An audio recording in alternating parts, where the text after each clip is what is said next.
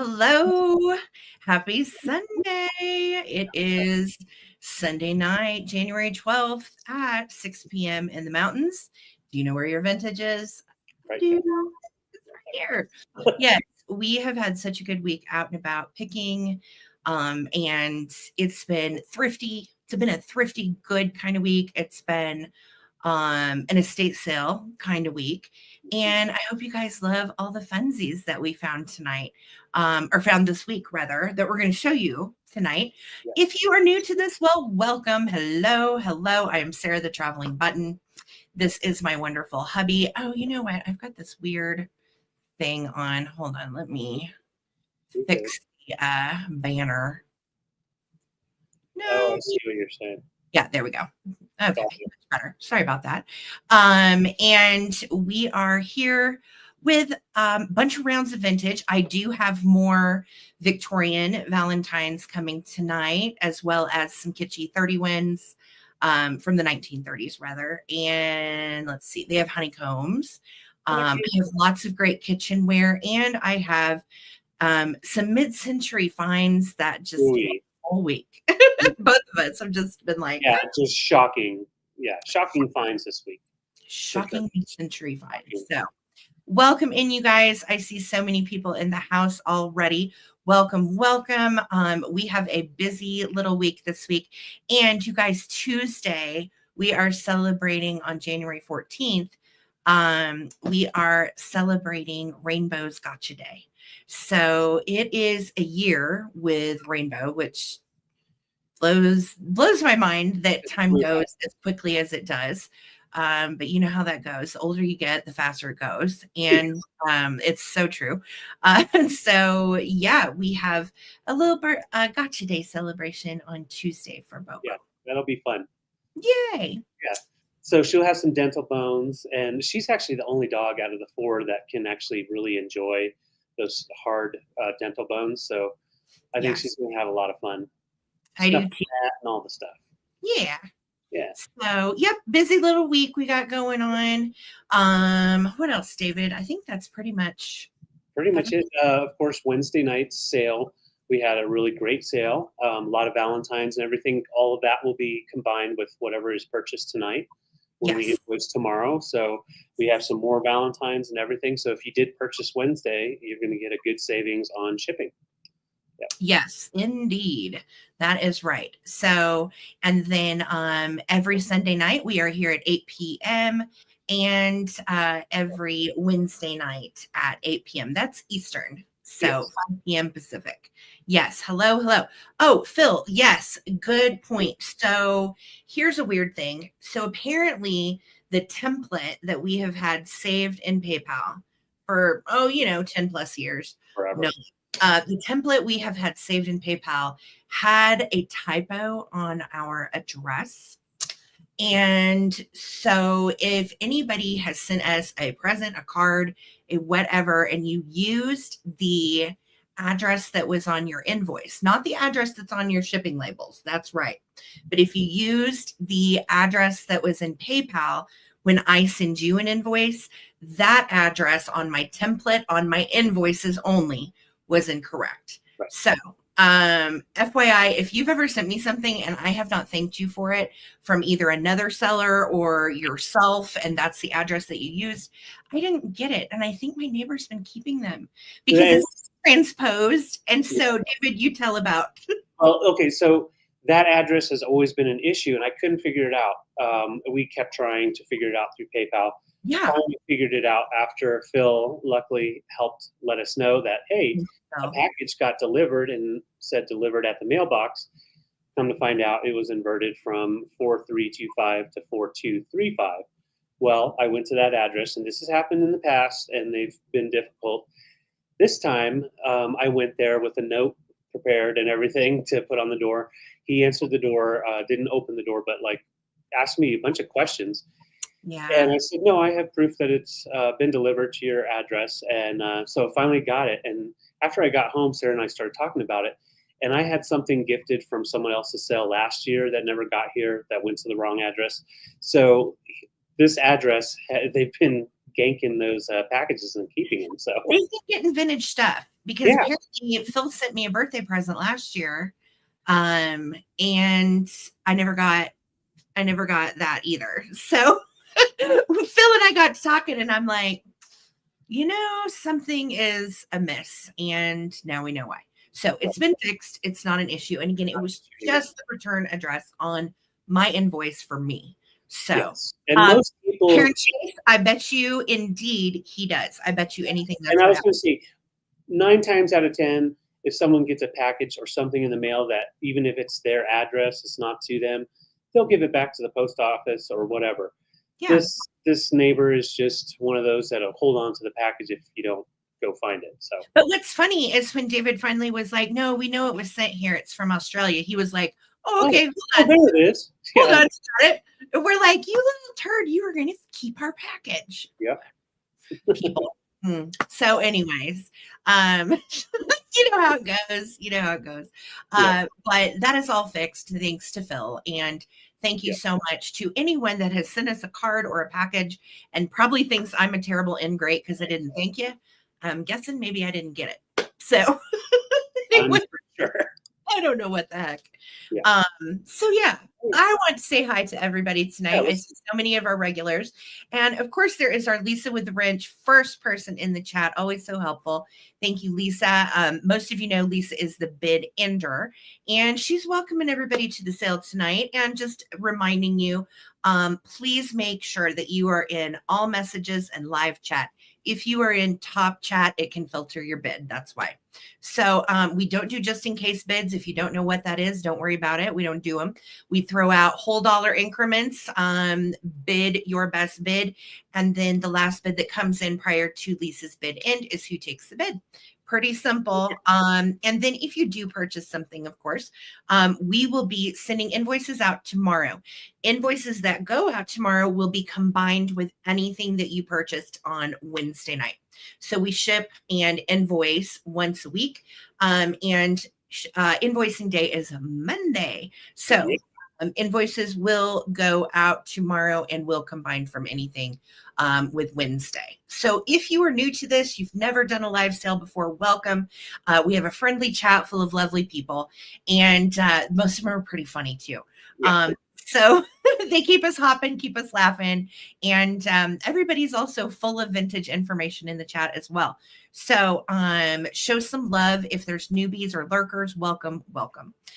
If you're new and you think you might want to buy something tonight, please email me at Ttbsarahc, Sarah does have an H in it, at gmail.com. And I just need your real name. And then I need your username here on the tube that's in the chat. And then I also need your email address where I can send you an invoice. If you don't have PayPal, don't stress. You don't have to pay through PayPal. You can pay with any major credit card via the link that I send you. I just get paid through PayPal. So hopefully that makes sense. We do have some fun merch and some Valentine vintage designs in the merch store. So go check that out. Thanks for dropping that link, Lisa. It is at the top of the chat. And we have first person past our mods is Brian. Hey, Brian, how you been? Good to see you. Sarah Lee Coleman is here, and Circle 7. Hello, lovelies. Great to see you. Another member of the Wrench Mod Squad is Holly Parker. And the reason they have a wrench is because if you act out of line, they take a little wrench out and they just whack you with it in the chat. No, I'm just kidding. They are our Mod Squad, and they keep our heads on straight. So thank you, Mod Squad. Holly Parker, Victoria, Karen, Amy on occasion, Thank you guys for your help. I appreciate you very much. Gail, welcome. Great to see you in the chat as well. Love to you and Steve tonight. And we have Collector at Heart Leslie here. Hello, here. Always helpful, Leslie. She is so great because half the time I've got a typo in something because that's just my personality type. If you know me in person, so Leslie is so good at always like, Sarah, the time's wrong. Sarah, there's a spelling error. And I'm like, thank you. Thank you, Leslie. I appreciate you. Hey, V, how's it going? Great to see you as well. Liz Martin, you are the best. Snowed in all week in West Virginia. I bet that's probably a pretty odd occurrence in West Virginia, I'm guessing. Do you guys not normally get a lot of snow? I'm guessing closer to the coast. That's a no as well. Hello, hello. And of course, we have been thinking of our SoCal peeps all week with the fires and have several friends in that area and have just been kind of keeping up to date on what's going on with everybody out there. And yeah, it's a very tragic situation. And then the other side of the country got snow and they normally don't. So I hope everybody's had an okay and a safe week, and much love to you. If you or family are struggling or anything, please just let us know how we can all help. I did post some links in my Instagram stories a couple days ago of places you can donate, what you can do. And if you're local there, of course, I know I would be probably volunteering at the Pasadena Humane Society or something. Absolutely. Lots of doggies need to get reunited with their people. So, hi, Karen Chase, my little orange lover in the tiny house. Good to see you, my dear. Hope you are well. And hello, Robin. Great to see you in the house with us. There's our Vuvu. Hello to you. And I hope your girl Miff is doing well. Tell her we said hello. And Phil, of course, we love you. And thank you for that reminder. Amy Red Spotty is here. Hello. Terry, our mid-century collector. Terry, we have good mid-century tonight, girl. I'm so excited. And Tesla, how's it going up in New Jersey? I hope you are staying safe and warm. Adam Farrell, howdy do, love. Good to see you in the house. Hello, hello. Okay, scrolling down, fam. Let's see who else we got here. 73 peeps in the house. If you would throw a thumbs up really quick on the broadcast, every little bit helps. And yes, I agree. I see you guys talking about the neighbor. I know, right? So ornery. People are wild. And I'm like, we can see that it was delivered to your house, right?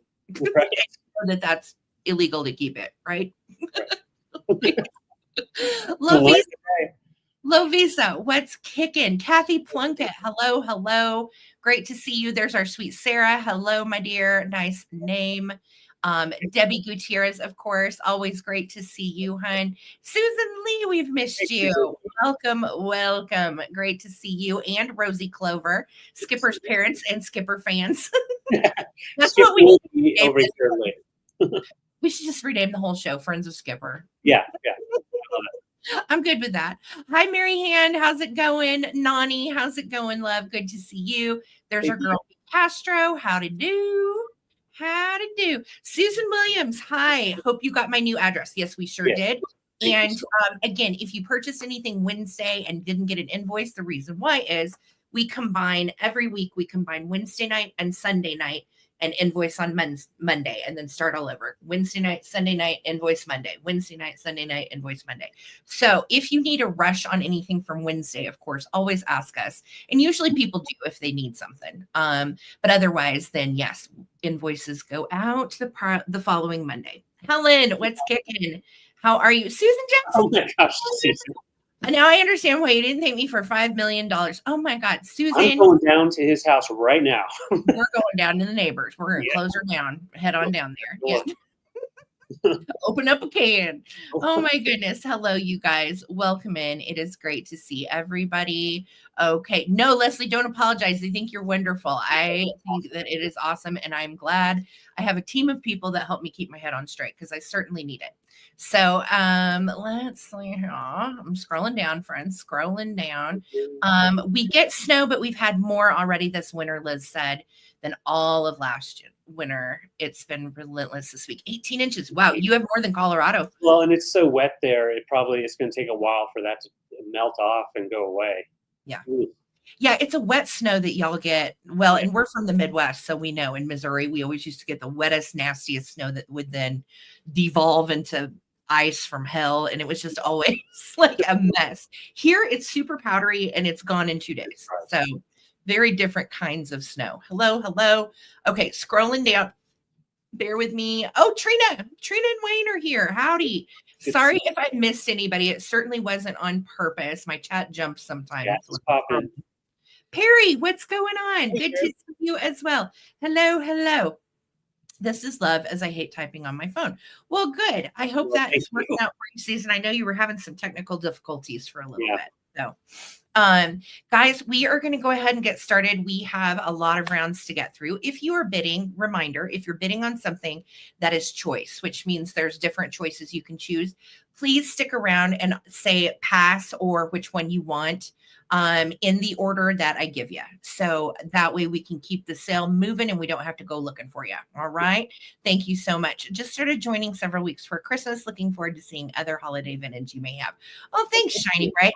I do have some fun Valentines tonight that I hope you love. David has some kitschy ones. I have some Victorian antique ones. And then I have a bunch in my eBay store too. I've listed a ton on eBay this week. That's why it's also been such a busy week. And it feels like I haven't had a moment because really we've just been, every time we're off, we're listing. And it's nice to just sit on the couch and list it for leisure. Yeah, it's pretty cool. So definitely check out the eBay store. It is, there's a link in the description of the video. And it is pretty cool over there. And we're going to get this going. I think I'm going to go first. You're starting. I have, oh, look at me starting. I have one more round than David does. So I'm going to. Plus, you're the birthday girl this week. So birthday girl always has to start. Sarah's birthday is Friday, and we've got some fun plans. Going to kind of keep it on the down low, a little chill. But yeah, we're going to have some fun Friday. If you follow me on Instagram, watch my stories, you already know. But I'll give you a little hint. It involves a cheese wheel. That's all I'm going to say. There's a cheese wheel involved with my birthday Friday, and I'm way excited about it. So I'm going to be 29 again, Beth. Yeah, what are you doing, Beth? That's a loaded question. We're at that fun age where we don't tell anymore. No, I'm just kidding. You guys. I can't remember half the time. Mine. I'm a child of the 70s. So, yes, 48 on Friday. Woo doggies. Can't 70s, wait. baby. Hello. Welcome in. All right. I'm going to go ahead and make myself big.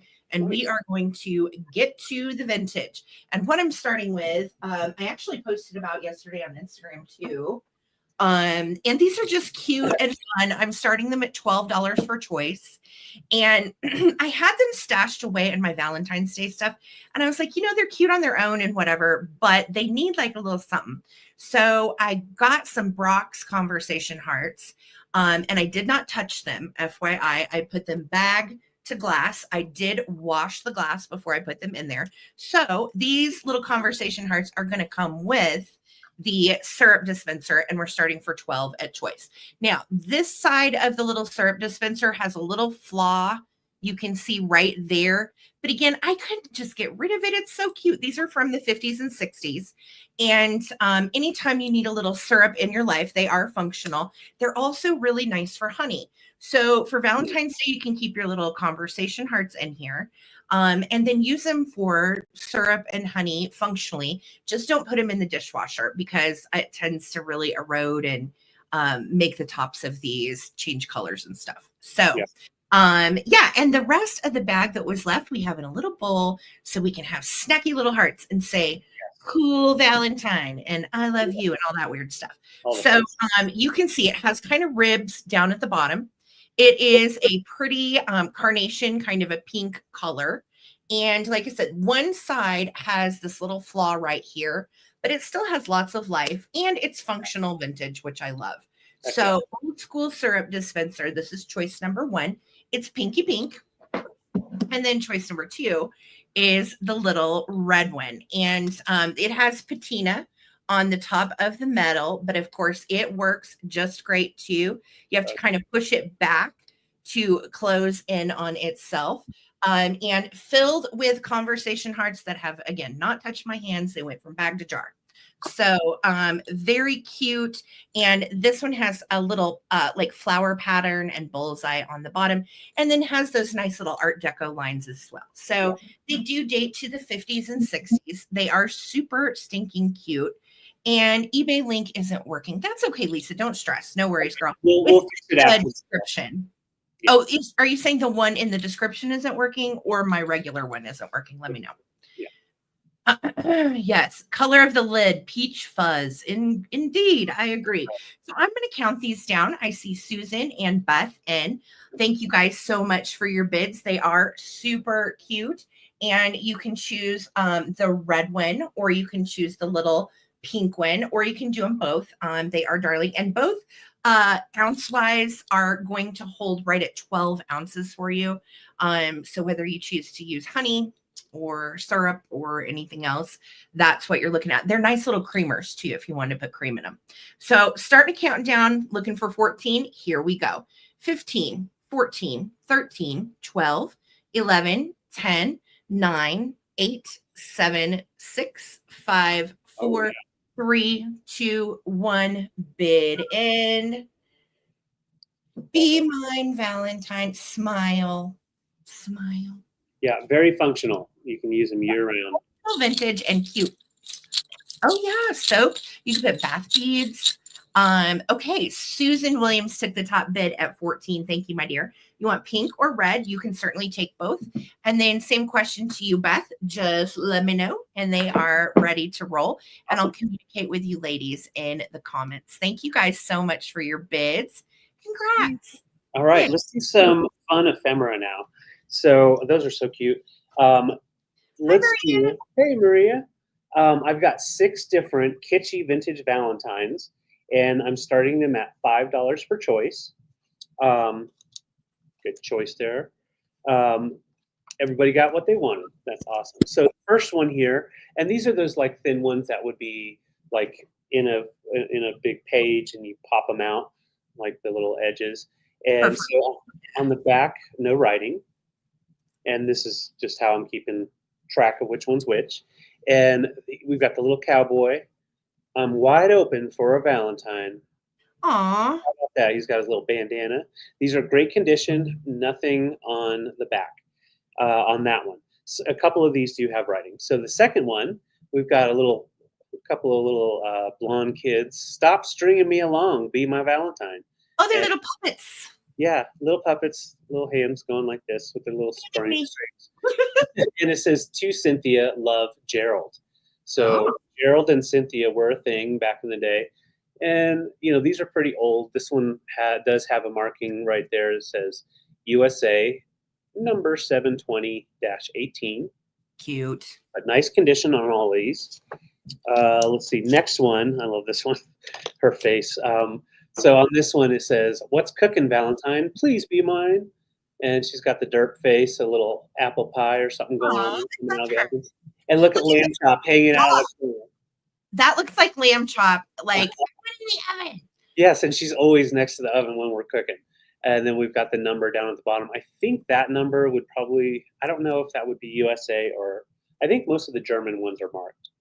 So probably USA as well. Yes. And these are old. Yeah, this one's also USA. We've got Bucky trying to find love on TV. And it says, you're my main attraction. Please be my Valentine. Made in USA, number 720-9. And on the back, it just says, to Cynthia, love, Jeff. So it looks like Cynthia was getting quite a few lovers or cards from her lovers. And then, so this next one is a cool little blue horse. It says, I'll turn blue, if it'll focus, without you. And you do have some glitter on the card. Really fun. And I love that one. He's cute. Is he a moose or is he a pony? Or he's a moose. You're right. He's a moose. He's a blue moose. He's a blue moose. I've never seen a blue moose. I like his glitter. He's adorable. Yeah, and made in USA on the bottom. No marking on the back of that one. And last but not least, and these are all $5 each. You're nice, Valentine. She's licking her. Well, she's going to tell me.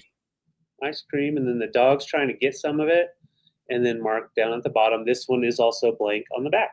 Yes. The glitter is kind of gritty, so it doesn't pop off. It's not that real thin stuff.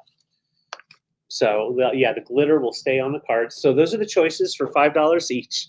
I'm wide open, Valentine. I'm wide open. Yeehaw. So if anybody wants, we're going to go ahead and just show them one more time. $5 for choice. I'm not touching it. That was number 1. This is number 2. Here is number 3. Yes, she was, Susan. She sure was. Here's number 4. Okay, number 4 has that old school TV, and I think that's cute. Main attraction. And then number 5. Blue moose. Blue moose with the glitter. Blue without you, with glitter. With the glitter. And then last but not least, number 6, and that is the little girl having an ice cream cone with her poodle, which actually kind of looks like an ice cream cone. So those are $5 each. And hey, Steph. What up, Steph? So if you don't want to send anything to your lava, we will put these to the side and bring them back for the recap. So $5 each, and they measure right about 4 inches, so nothing too big or small. Those are adorable. Oh my gosh. Okay. Thank you. All righty. So next up for myself, I am going to do this beautiful vase. I was really excited about finding this at an estate sale over the weekend. And I ended up putting a little tea light in here. It is so pretty. I'm starting this at 32. And this is straight out of the 1960s. So this was made between 1960 and 1963. It is made by Frankoma, as you know, is a pottery company out of Oklahoma. And the cool part is it has its original little sticker. So you can see the original foil tag and creation by Frankoma. And then on the bottom, of course, we are also marked and stamped Frankoma. So what's interesting is they separate the Frankoma eras into the color of clay that was used. And originally they started with the tan clay. And then they were driving, like having this clay shipped like 150 miles to Sapulpa, Oklahoma. So they were kind of tired of dealing with shipping this clay. It was costly for the factory. So they decided then to change to red clay. And I want to say, I think I wrote it down. The red clay in Sapulpa was I think it was 59 or 60 that they changed over to the red clay. So you can tell on the bottom that it has the beautiful red clay originally from Sapulpa, Oklahoma. Interesting, right? Yeah. And this color in Frankoma, you know, a lot of times you'll find the tan, which is really popular. I know my grandma Mimi had a lot of the tan when I was younger. This color is called woodland moss.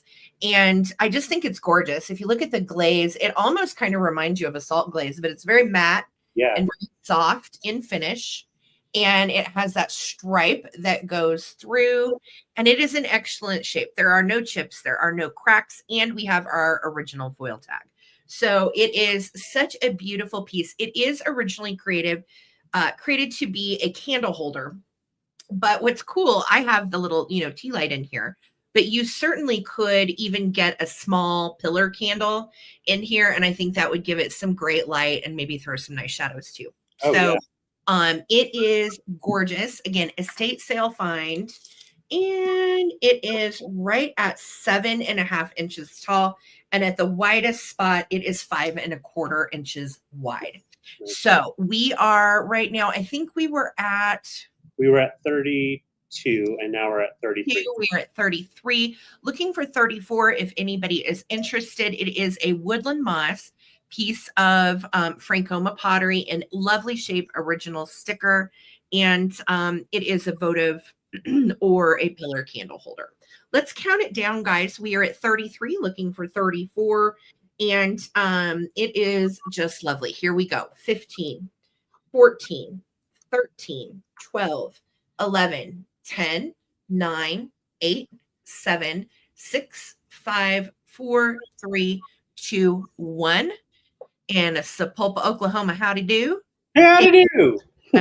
Yes, Frankoma was started in the 30s during the Great Depression. So it is a well-established and known brand. And I want to say, when did they go out? I think like 2012 or something like that. Karen might know. Karen, do you remember when Frankoma went out of business? I can't remember. Okay, Circle 7 took it at 37. Thank you so much. Karen, your 39, sweetheart, came in right after the bid end. So Circle 7 is coming to you. Congratulations. Congratulations. How to do, Stephanie? Stephanie's so good tonight. I talked to her. All right. Karen said they are back in business. They've reopened and they've started a whole new line. You are kidding me. Check that out. I'm going to have to go Google that after the sale, Karen. That's Yeah, for sure. All right. So at this estate sale, this one house, we went to, I think, 4 different houses. We kind of picked from each one. And they had these 3 vases all together. And I do believe they were probably displaying them together. And I just absolutely love the color. Anytime we get these old Swedish mod glass pieces, we grab them. We do have a collection of the blue. This is like the seafoam or the blue-green, seafoam green. And 2 of these are Swedish. And they have a nice thick base. And you can see that really beautiful mod shape. The clarity is absolutely amazing and no chips around the ring at all. And yeah, Scandinavian glass is very trendy. It's also goes really nice with multiple different styles, whether it be atomic, mid-century modern, fits in really nicely. So we have this first sculpt, and it has a little bit of a narrow top, about 1 inch diameter on the top, and then comes in with a little curve and come out. And then the second one I have here, this one's a little bit different, but it is also Scandinavian glass. It might be Swedish, and then the other one's Polish, or vice versa. But they're both from the 60s. Nice, thin glass with that really big trumpet opening. And the opening is about 2 inches on that one. And I just want to show you the color on both. They're pretty much identical, but I can tell by the type of glass, they're different makers, but definitely Scandinavian. beautiful. So those are the first 2 choices, really pretty blue-green color. And last but not least, get that water bottle out of the way. All right, last but not least is this really beautiful art glass piece that is also Scandinavian. It doesn't have any signature, but it is that really beautiful clear glass, and it has the spiral neck with the confetti with texture all the way around. And you can even see like the little holes from the color beads that they used to put it in there. But look at those colors. It's really pretty. And it never had a topper. It's just a nice little mud base, but you could definitely. Yes. Oh yeah, don't worry about that. Yeah. But yeah, it's so great. I love it. The height here is right about 6 inches. This one is about 5.5. And then this one right here is 5 inches. So yeah, they had them all displayed together. I thought that they looked great together. Look at those colors. Very nice. Beautiful. Super mod, super colorful. Yeah. So pretty. You know, something that they grabbed from their travels back in the 60s. Yeah. So really fun to get so nice together. It's a good little vignette. Yeah. And the Swedish are beautiful. I like that they're similar in height, but the width is totally different. And then that little speckled one, it almost reminded me too of melting little glass beads onto a bottle, because they all have tiny little bead holes on all of the confetti drops. So I wonder if they used little beads to make it. I know. It does have that look. All right, so $22 per choice. Really beautiful glass. We've got the seafoam green color, and then just really beautiful blues and reds and oranges and greens coming in on the art glass. Yeah. All right. If you do break vintage, I know you guys were talking about that in the chat. Yeah. If you do break vintage, E6000 is literally the best. Of course, glass you can't glue, right? Right. But ceramics or chalkware, anything like that. Christmas ornaments, I glue wooden Christmas ornaments all day back together with E6000. So yeah, it's the best. I know. It's beautiful, David. All right. No bidders on I will put it to the side. Thank you, guys. We'll bring it back for the recap. Okay. I am going to do this gorgeous mid-century piece. And I was thrilled. 2 pieces. Oh, wait. Circle 7 is in. You know what? They said there's a gnarly weird lag tonight. And then is at 23. Okay, we saw it. Wildflower, we got it, Phil. Thank you, fam. Thank you, guys. Okay, so, honey, I'm going to put you back up here. Your glass is caught up in the lag. We apologize, fam, and we can Okay, Yeah. so Circle 7, I see you at 22, and Karen Huck, I see you at 23. Thank you so much. Let's go ahead and count it down. So do you see Karen Huck on your end? Yeah, I do. Okay. All right, so we're at 23. Here we go. 15, 14, 13, 12, 11, 10, 9, 8, 7, 6, 5, 4, 3, 2, 1. Looking for our bid end. Karen Huck, I want to say we don't have your info. Yeah. Mm-hmm. Or do we? Yes, we do. Yes, we do. I found it. I got you, Karen. Never mind. Lisa, so Circle 7, you get first choice. We're going to do this as, well, we'll just go 1, 2, or 3. I think that'll be easiest. So 1, 2, or 3. Thank you guys so much. Thank you, guys. Yeah, we don't do just in case, Trina. Yeah.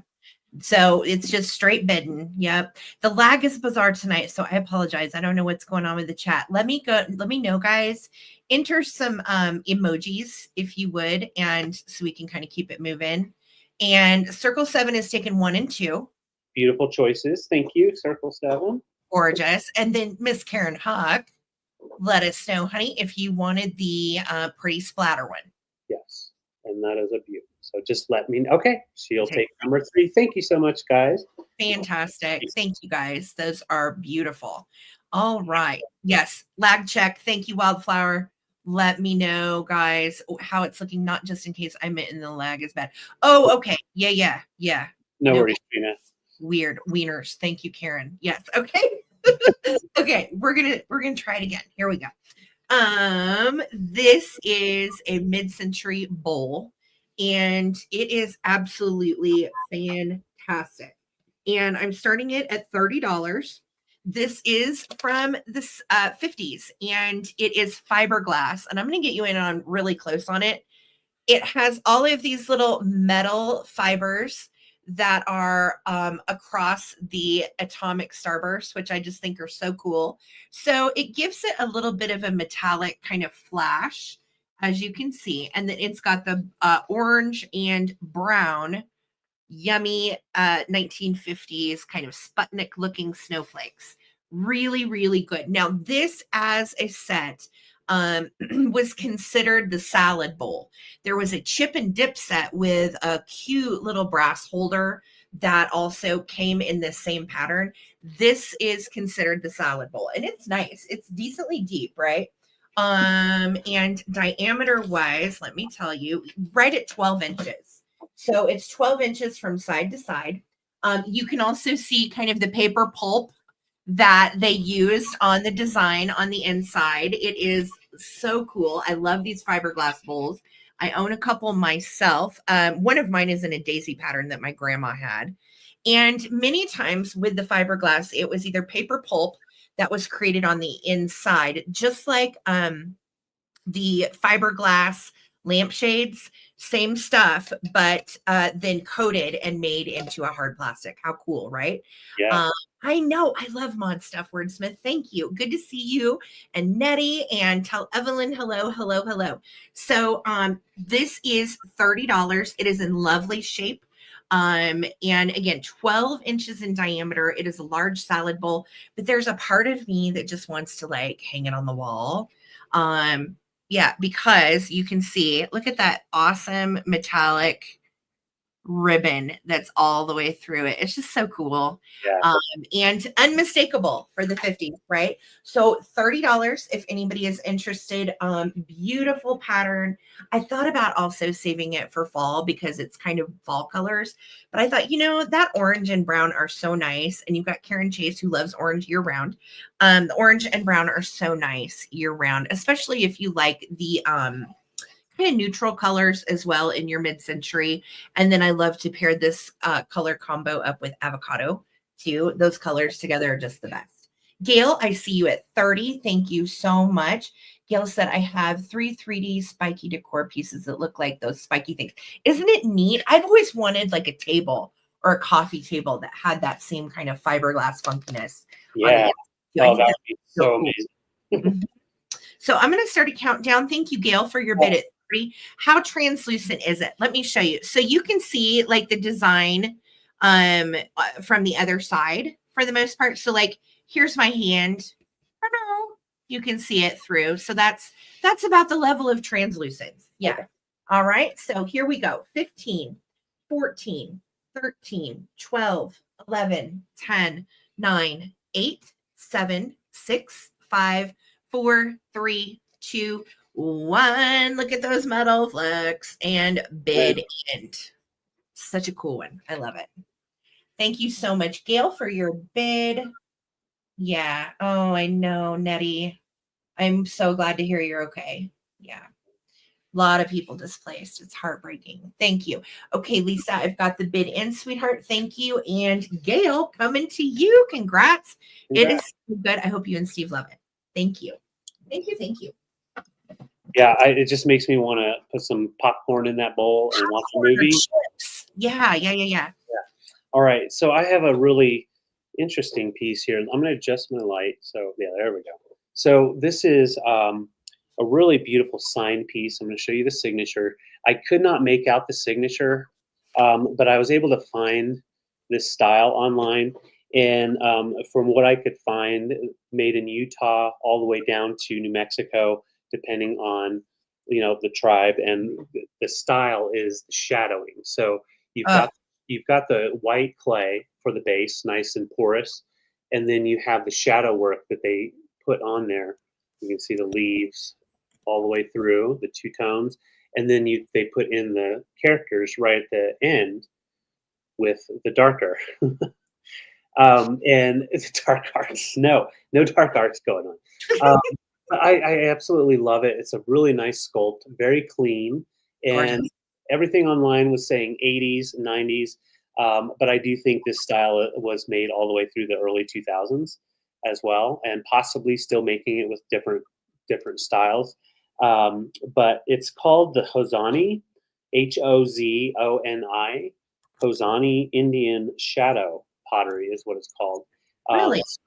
So the shadow pottery is all the technique. You do layers and layers, and it completes all the way around. So you've got the different. I didn't look up each symbol. That is definitely something you can do, but you have the different symbols that mean different things. You've got the running, probably a gazelle. Yeah. Just a really, really beautiful style. The antlers on the little dude remind me. I don't know if anybody out there, Gen Xers, watch Yellow Jackets, but that's very Yellow Jackets to me. Oh yeah, totally. Yeah. Mm-hmm. So a nice signed vintage Native American shadow pottery piece. Oh, he did sign it. That's awesome. I didn't realize it was signed. Yeah, and okay, so I found one online, and it said base signed M Red Horse Dine, Dine. But when I looked at this, I didn't see that in the signature. I don't see Red Horse or anything like that in there. So I do believe there's different artists that have done it. So yeah, it is just a beautiful piece measuring right at 5.5 inches tall. I think that technique with the darker shadow and then the lighter behind it, really cool. We had not seen this before. And, we see a lot of Southwest pottery that comes through, whether it's made here or New Mexico or Utah. And yeah, this is awesome. I do too, Debbie. I'm obsessed. Oh yeah. We were just talking about that last night. Yellow Jacket. Tesla, yes. And so does Parker. Holly P.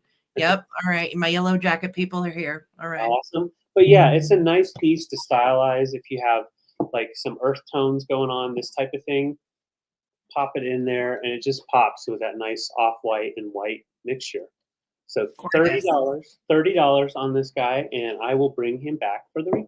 Oh, sorry, I see you circle. It's a bizarre lag tonight. Thank you, Circle 7. It is gorgeous. Enjoy. Okay. Yeah. And I have to say, my grandfather on my mom's side, he had a ranch, and is still in the family, in the middle of New Mexico called 7 Up, 7 Down Ranch. So when I see Circle 7 Farms, I think about that. It's pretty interesting. Oh, that's right. I had forgotten. Yeah. Your grandpa did have a Circle 7. Yeah. 7 Up, 7 Down. 7 Up, 7 Down. That's right. Your mom always talks about that. Yeah. All right. So yes, the big lag. I am going to go ahead and start a countdown. Thank you guys. And let's go ahead and go. 15, 14, 13. Well, I haven't done that for a half minute. 11, 10, 9, 8, 7, 6, 5, 4, 3, 2, 1. Looking for 31 or our bid end. Thank you all for being here. We're over 100. Please give a thumbs up. Yeah. Appreciate it. And there's our bid end. Thank you, Circle 7, coming to you. Beautiful piece. Thank you. Awesome. All right, guys. I'm trying to decide which way I want to go. I think we are going to start tackling the Metlox Poppy Trail. So you follow me on Instagram. You saw that I had a major award that happened this week. No, it wasn't a major award. I'm joking. It was just a really major, exciting find out thrifting. And I'm going to show it to you. So I decided what I wanted to do, the best way to effectively sell these is to do them in what I have as choices. So we're going to start with the large dinner plates. And if you are not familiar, what you are looking at is Metlox Poppy Trail. And this particular pattern is from 1955. So could it get any more mid-century? I think not. And this is the plates. I'm going to start at 36 each. I have 8 available. Okay. And I am selling these because they go, each plate is really going for about $50 and up each. This is an extremely hard to find pattern. And it is a very modern pattern, very freeform, kind of modern. And the name of the pattern is called California Contempora. So California Contempora, Contempora, not to be confused with tempura. Yeah. And so that is going to be for each, and there are 8 available. So I will be bringing the berry bowls and the large soup bowls next. David and I were so excited. So these were a Goodwill find. I kid you not. They are all in pristine condition. There are no chips. There are no cracks. There's nothing. One of the reasons too, I wanted to tell you guys. So this is made by Metlox, who is a California pottery company. And Poppy Trail denotes the little tiny gray flecks. You can see them in the ceramic, and that is what Poppy Trail means. So anytime you find a Metlox Poppy Trail, it's going to have that little gray, black and white fleck to it. And then there are different designs. Now, this particular design, I've been selling vintage for 12 years, and I have not ever seen this in the wild. It is a crazy, crazy hard pattern to find. And what's even crazier is not a single one of these pieces, nor did I leave any behind, but not a single one of these pieces has any chip or crack to it whatsoever. I couldn't, that never happens, just by the way, that like really never happens. So to find 8 of these and 8 of the bowls and 4 of the other bowl, I was just like, what? Like, thank you, thrift dads. They have smiled upon me today. Good day. Yeah. Yes, excellent mid-century pattern made in 1955. And then Poppy Trail itself was actually made, I think they stopped making it in 83 with the fleck. And the company actually started in the 20s, believe it or not. So in Manhattan Beach, California. So these are the 9 and 3/8 inch plates. Again, Contempora is the pattern from 1955. I'm going to count down, and I have 8 available. So the winner can choose as many as they want. You can take all 8. You can take 1. They are absolutely fantastic. So here we go. Susan, thank you so much for your bid. And this would be what would be considered the large dinner plate. And these are not little skimpy vintage plates. They're big. They're really nice and big. So Let's start a countdown, friends. Here we go. 15, looking for 37 or more. 14, 13, 12, 11, 10, 9, 8, 7, 6, 5, 4, 3, 2, and 1. We are looking for a bid end. Thank you guys so much. I know how did it get to Goodwill? Good question. I don't know. Like, really, I have no idea. I was so shocked. And I told David, it was funny. I said, there's something good in here. When we walked in, Yeah. I was like, there's just something good in here. I feel it in my bones. And sure enough, whole set of Metlox Paw Patrol Contemporama. So, Susan Williams, let me know. Do you want 1? Do you want 8? Do you want 4? Just let me know how many you would like at 36 and coming to you. And I have little berry bowls and I have big bowls coming in other rounds. So, and whatever doesn't sell here, we're going to put on eBay. So thrilled. Thank you, Susan. Thank you. Yeah, amazing find. Just absolutely amazing. I had never seen that before. Yeah. Okay, Susan wants 1. You got it, girl. Thank you so much. All right. So I have a really beautiful Blenko piece that I'm bringing. I'm starting it at 59, which is a heck of a deal. I got a good deal at an estate sale on it. And it is that beautiful persimmon or amberina. And you've got the jonquil back here for the handle. And it glows like the dickens, of course. And it has that really beautiful bulbous base with the ribbing, almost like a floral type of texture to it. I know, Karen, I'm sorry. And it is, I mean, it is just a beauty.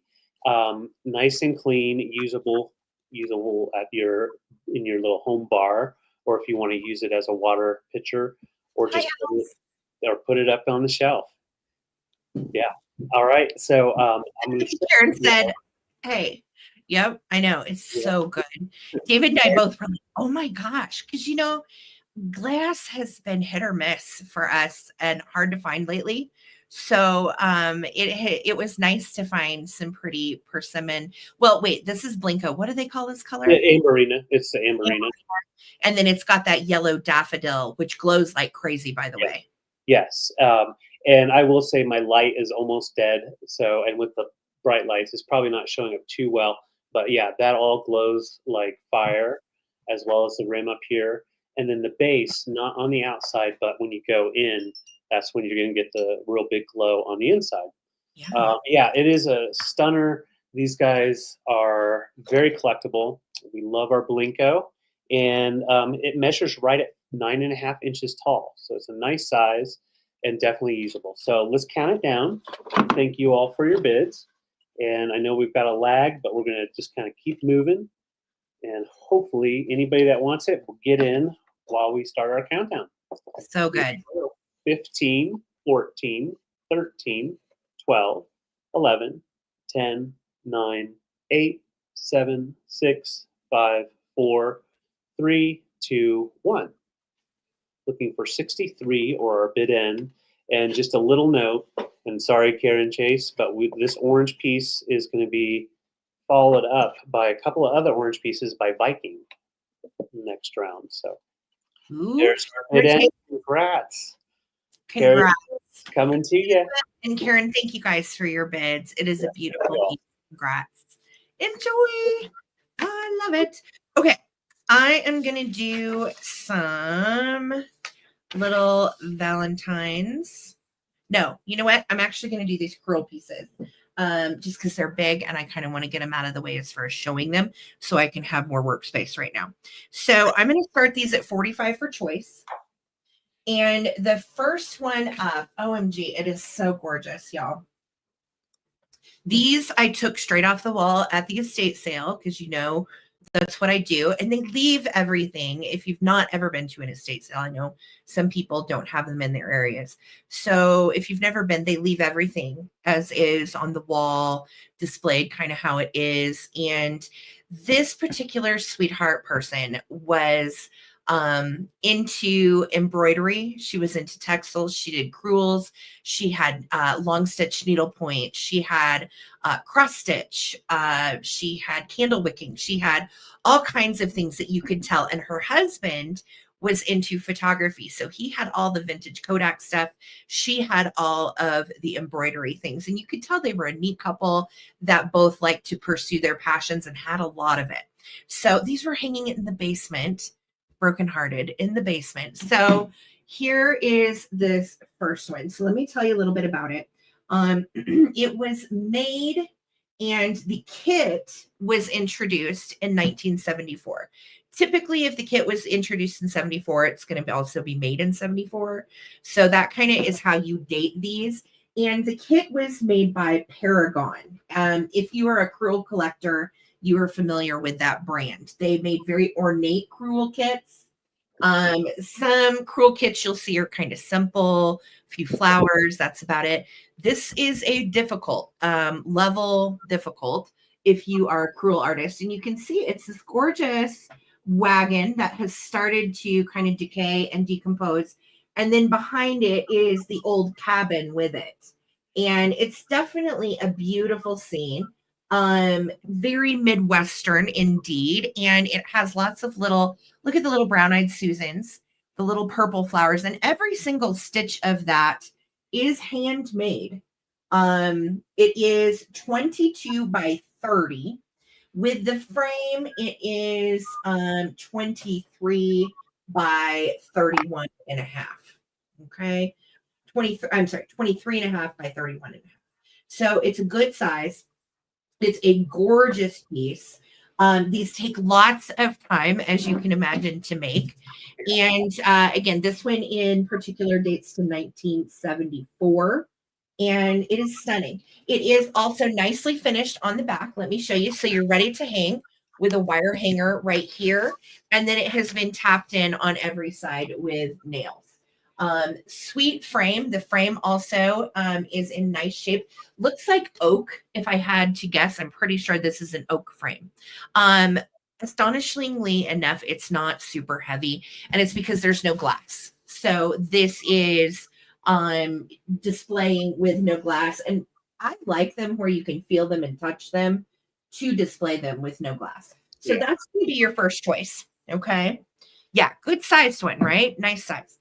Your second choice is this one, and it is a stunning winter scene. Now, this one is a bit older.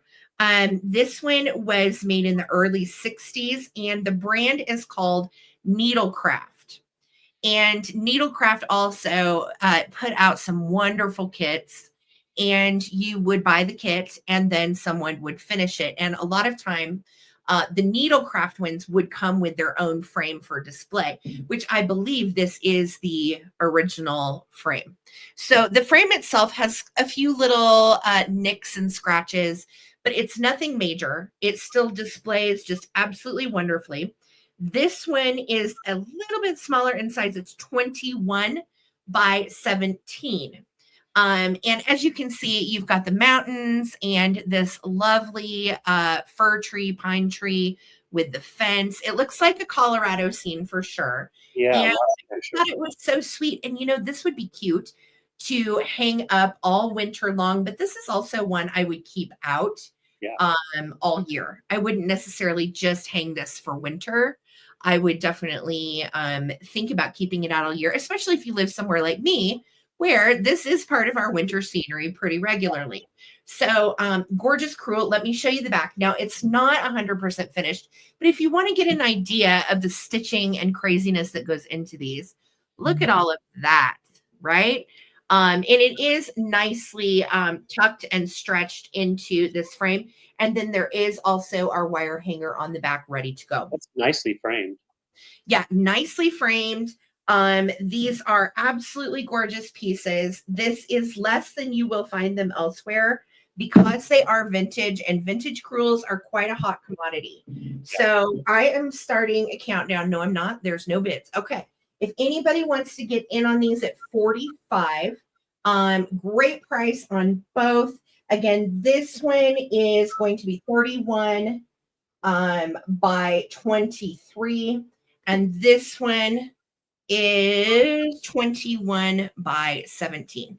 So vintage crewels, 45 for choice, and we will keep it moving. Thank you guys. All right. Yeah, those are absolutely stunning. And when you're in person with them, the stitching just stands off very 3D. I had to get them out of that basement. She spent, well, and you can see, she had a ton of them. And I picked the 2 that I thought were prettiest and that I liked the most. Yeah, so, absolutely. All right. Well, okay, I've got some more very glowy orange glass coming, and it's choice. So I have the 2 different pieces here. Got them at the state sale. They collected all the different types of orange glass between amberina and persimmon.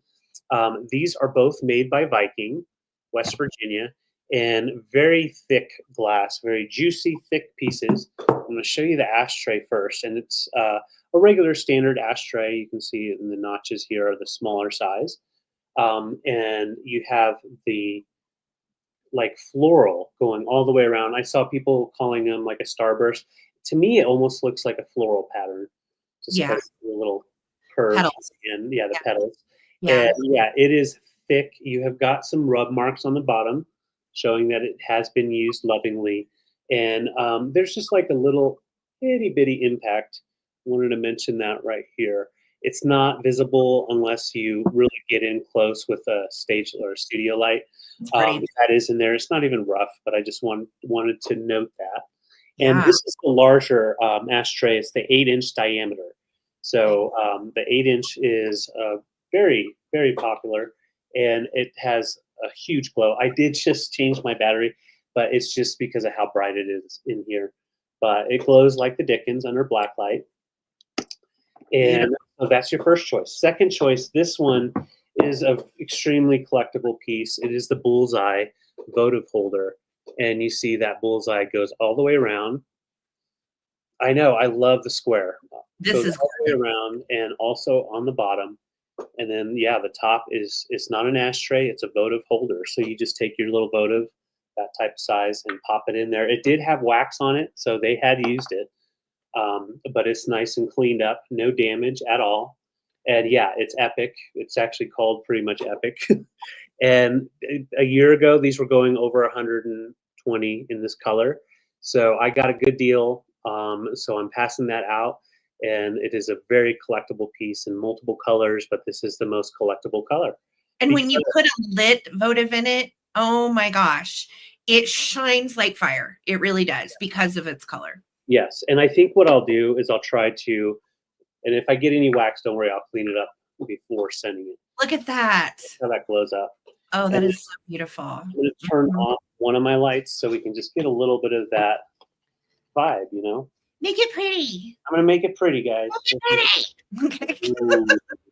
All right, so just lighting up like that, isn't that romantic? Oh, that is so romantic. Bump chicka wow wow. I love it. Yes. And so we're just going to set these together. They're very heavy, so I don't want to be too dangerous. And we'll just show you that glow. Beautiful glow on them. Cute. Yes, it is. I know, Spotty. It's so good. And again, we walked into this estate sale. It was so funny because I didn't look at the previews for that one. And I was like, David. I know. So excited. It was very unexpected. It was really unexpected. So I made it pretty. Now it's back and it's still pretty. And just on the cube, it's 3.5-inch square. All right. And let's go ahead and seriously, these are heavy, heavy glass pieces. No, yeah. No, I just wanted to show you how that shines through. Really pretty pieces. And we're going to count them down. I'm just going to set them like so. There we go. Pardon me. Okay, so Karen is in at 38, Karen Chase, and I saw Karen Huck at 38, so you need to come in at 39. But Karen Chase was the first. All right, 15, 14, 13, 12, 11, 10, 9, 8, 7, 6, 5, 4, 3, 2, 1. Looking for 40 or our bid end. I see Karen Huck in. Just set it down so we can get a little more safe. That's a great deal on these. Yeah. That's amazing. The other Karen's back at 41. Thank you, friends. For our bid end. When is Pardon me. bid end? That's okay. So Karen Chase, you are first, and then Karen Huck. So Karen Chase, cube or ashtray or both. And Perry, I see you're 45, but it came in after the bid end. All right, Karen, you're not messing around. I got both for you. Thank you so much, guys. Thank you for your bids. Congratulations. Sorry, Perry. It looks like that 45 got caught up in the lag. It came in right after. Apologies. I am so sorry about the coughing. It's something in here, and I have my little fan on. It's blowing vintage dust at me or something. Yay. Okay. So I'm starting this at 28, and it is beautiful. Now, normally you see these in like a little 7-inch hex. Pardon me. Okay. Yeah, I'm good. 7-inch hex or what have you. This one is nice and large at 16 inches in diameter. That's exactly right, Beth. This is Pennsylvania Dutch. And you can see it is signed by J. Zook. And you're wondering, well, who is that? His name is Jacob Zook. And he is 11th generation Pennsylvania Dutch. And he decided back in the 60s, 70s, he wanted to create lasting cultural souvenirs from the area with their hex art. And originally, for those of you that might not know about the Pennsylvania Dutch hexes, these were hung on their barns. These were hung on their homes, their businesses, anything in the area that they wanted to protect. Basically, they were very superstitious, and they were looking to protect their prosperity, basically, from evil, misfortune. You also can see that we have, where'd they go? The distal finks. And the distal fink is a finch, basically like a goldfinch, more or less, in the folklore. And the distal fink specifically is meant to bring good luck and happiness. And then the heart, which you'll see repeated also up here, the big one and the little one. The heart represents love and kindness. The tulips represent faith. And again, they wanted to make sure that other people understood their culture, which I think is really cool. And these are beautiful hexes. So this one is a vintage one from the 60s, and it is in excellent shape. And you can see, you're maybe wondering, well, how in the heck would I hang that? Right at the bottom part of that second S on bless, there's a teeny tiny little hole. And that where'd it go? That teeny tiny little hole right there. You can put a, I would use black so it matches the S. You can put a nail through it. If you would rather hang it a different way, you also could glue a paper clip to the back with a 6000 and make your own hanger.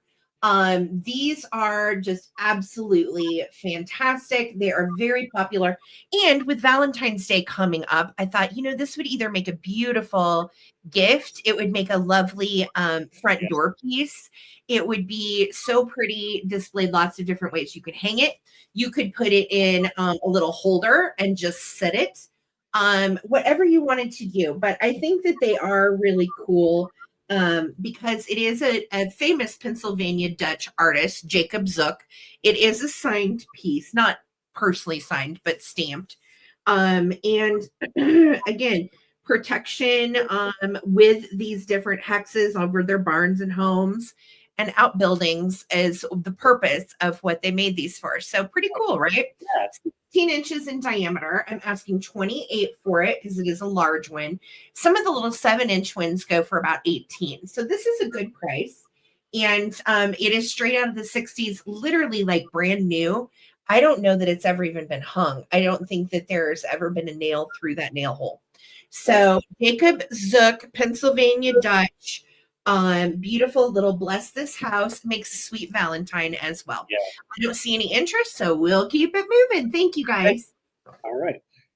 I remember when we first started selling, that was one of my favorite things to sell when on Instagram.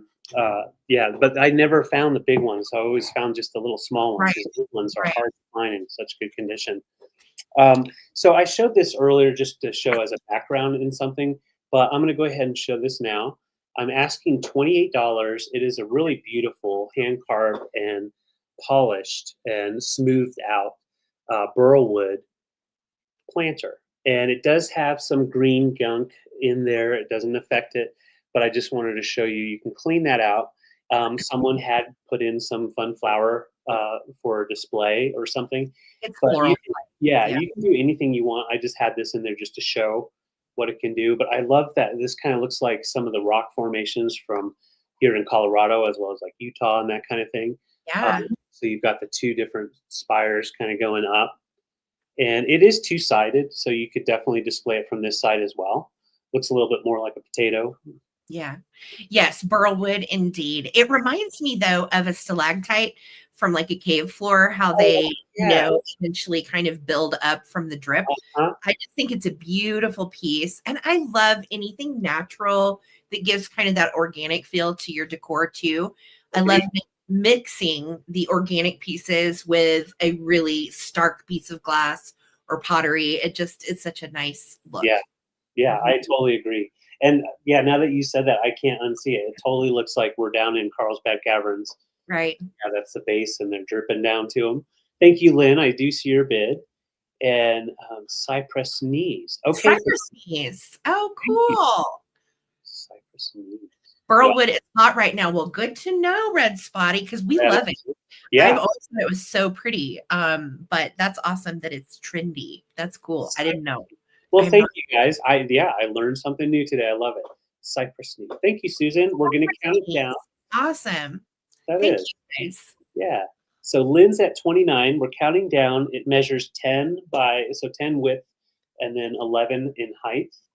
And yeah, ready to be decorated however you want. 15, 14, 13, 12, 11, 10, 9, 8, 7, 6, 5, 4, 3, 2, 1. Bid ends. Oh, they're found in the Everglades in Florida. Very cool. Good to know. Wrestle an alligator for it. That's cool. That is cool. It's such a beautiful piece, and I think it would be really nice with a real plant in it, especially if you have like some little succulents. That would be perfect with little suckies in it. I so agree. All right, there's our bid end. Congrats, Lynn. Coming to you. Thank you. Okay, so I have some cutie pie little Valentines, and I'm going to start these at $12 for choice. Okay. Wait a minute. Yeah. No. Wait. Yes. No. Yes. No. Hold on. I've lost my notes. Bear with me. Are these 12 or are these 10? I think these are 10. I'm sorry. These are 10 for choice. 10. Okay. My bad. Okay. And these are all from the 1930s. So really sweet. The first one up is this little guy, and I have them folded out. This is 6 inches tall, and these little honeycombs are really sweet and very collectible.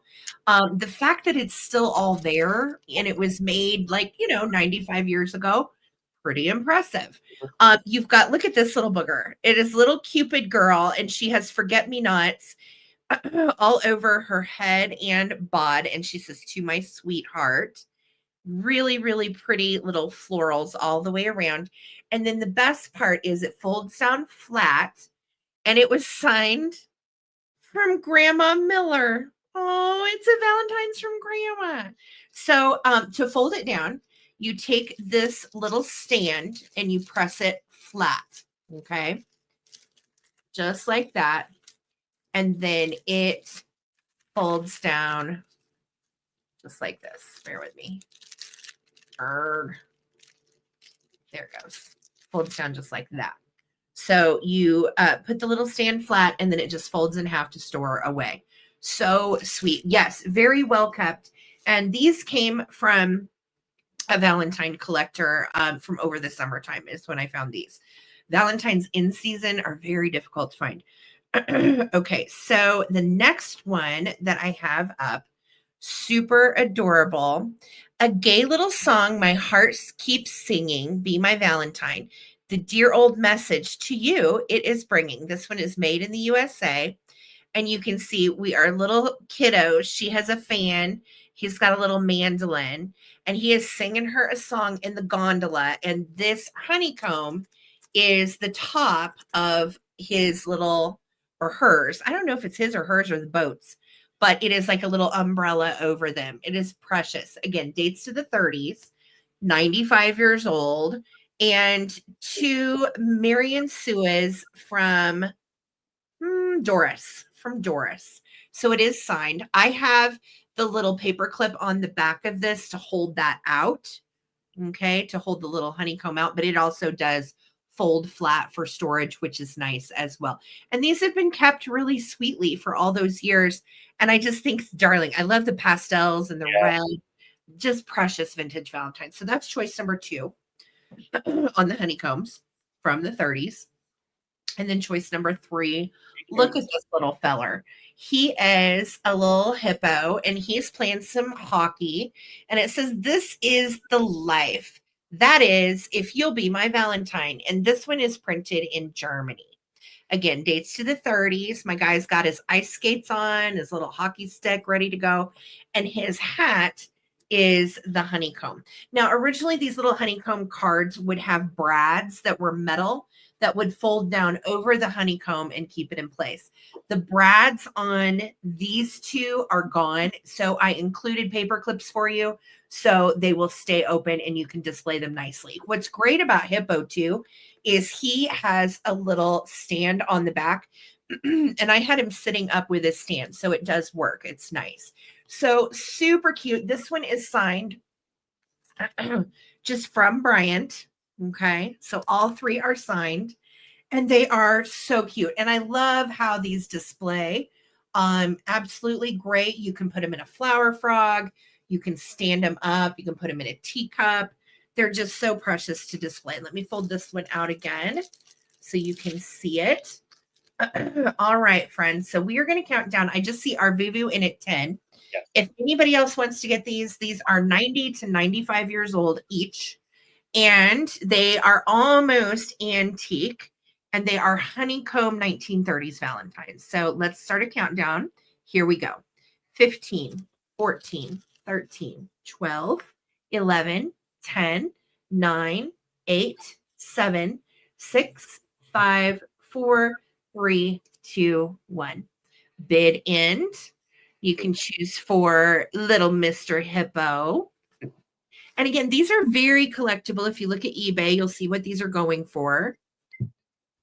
Absolutely. More honeycombs on eBay, but I have the large ones. The ones I have are about 10 inches tall. All right, so there is the bid in from Lisa. Our Vuvu, let me know if you want the Cupid, if you want the gondola, or if you would like our little hippo, or you certainly can take all 3. Just let me know. Thank you so much for your bid, my dear, and congratulations. Yeah. 108 people in the house. If you would, please go ahead and throw a thumbs up on this broadcast. We need to get that number to 100. So let's get 100 likes. There's 108 people here. If everybody throws a thumbs up, we can do it. Thank you, Holly Parker. And please subscribe if you haven't. I'm trying to get to 4K. Yes, please. Thank you. Thank you. Yes.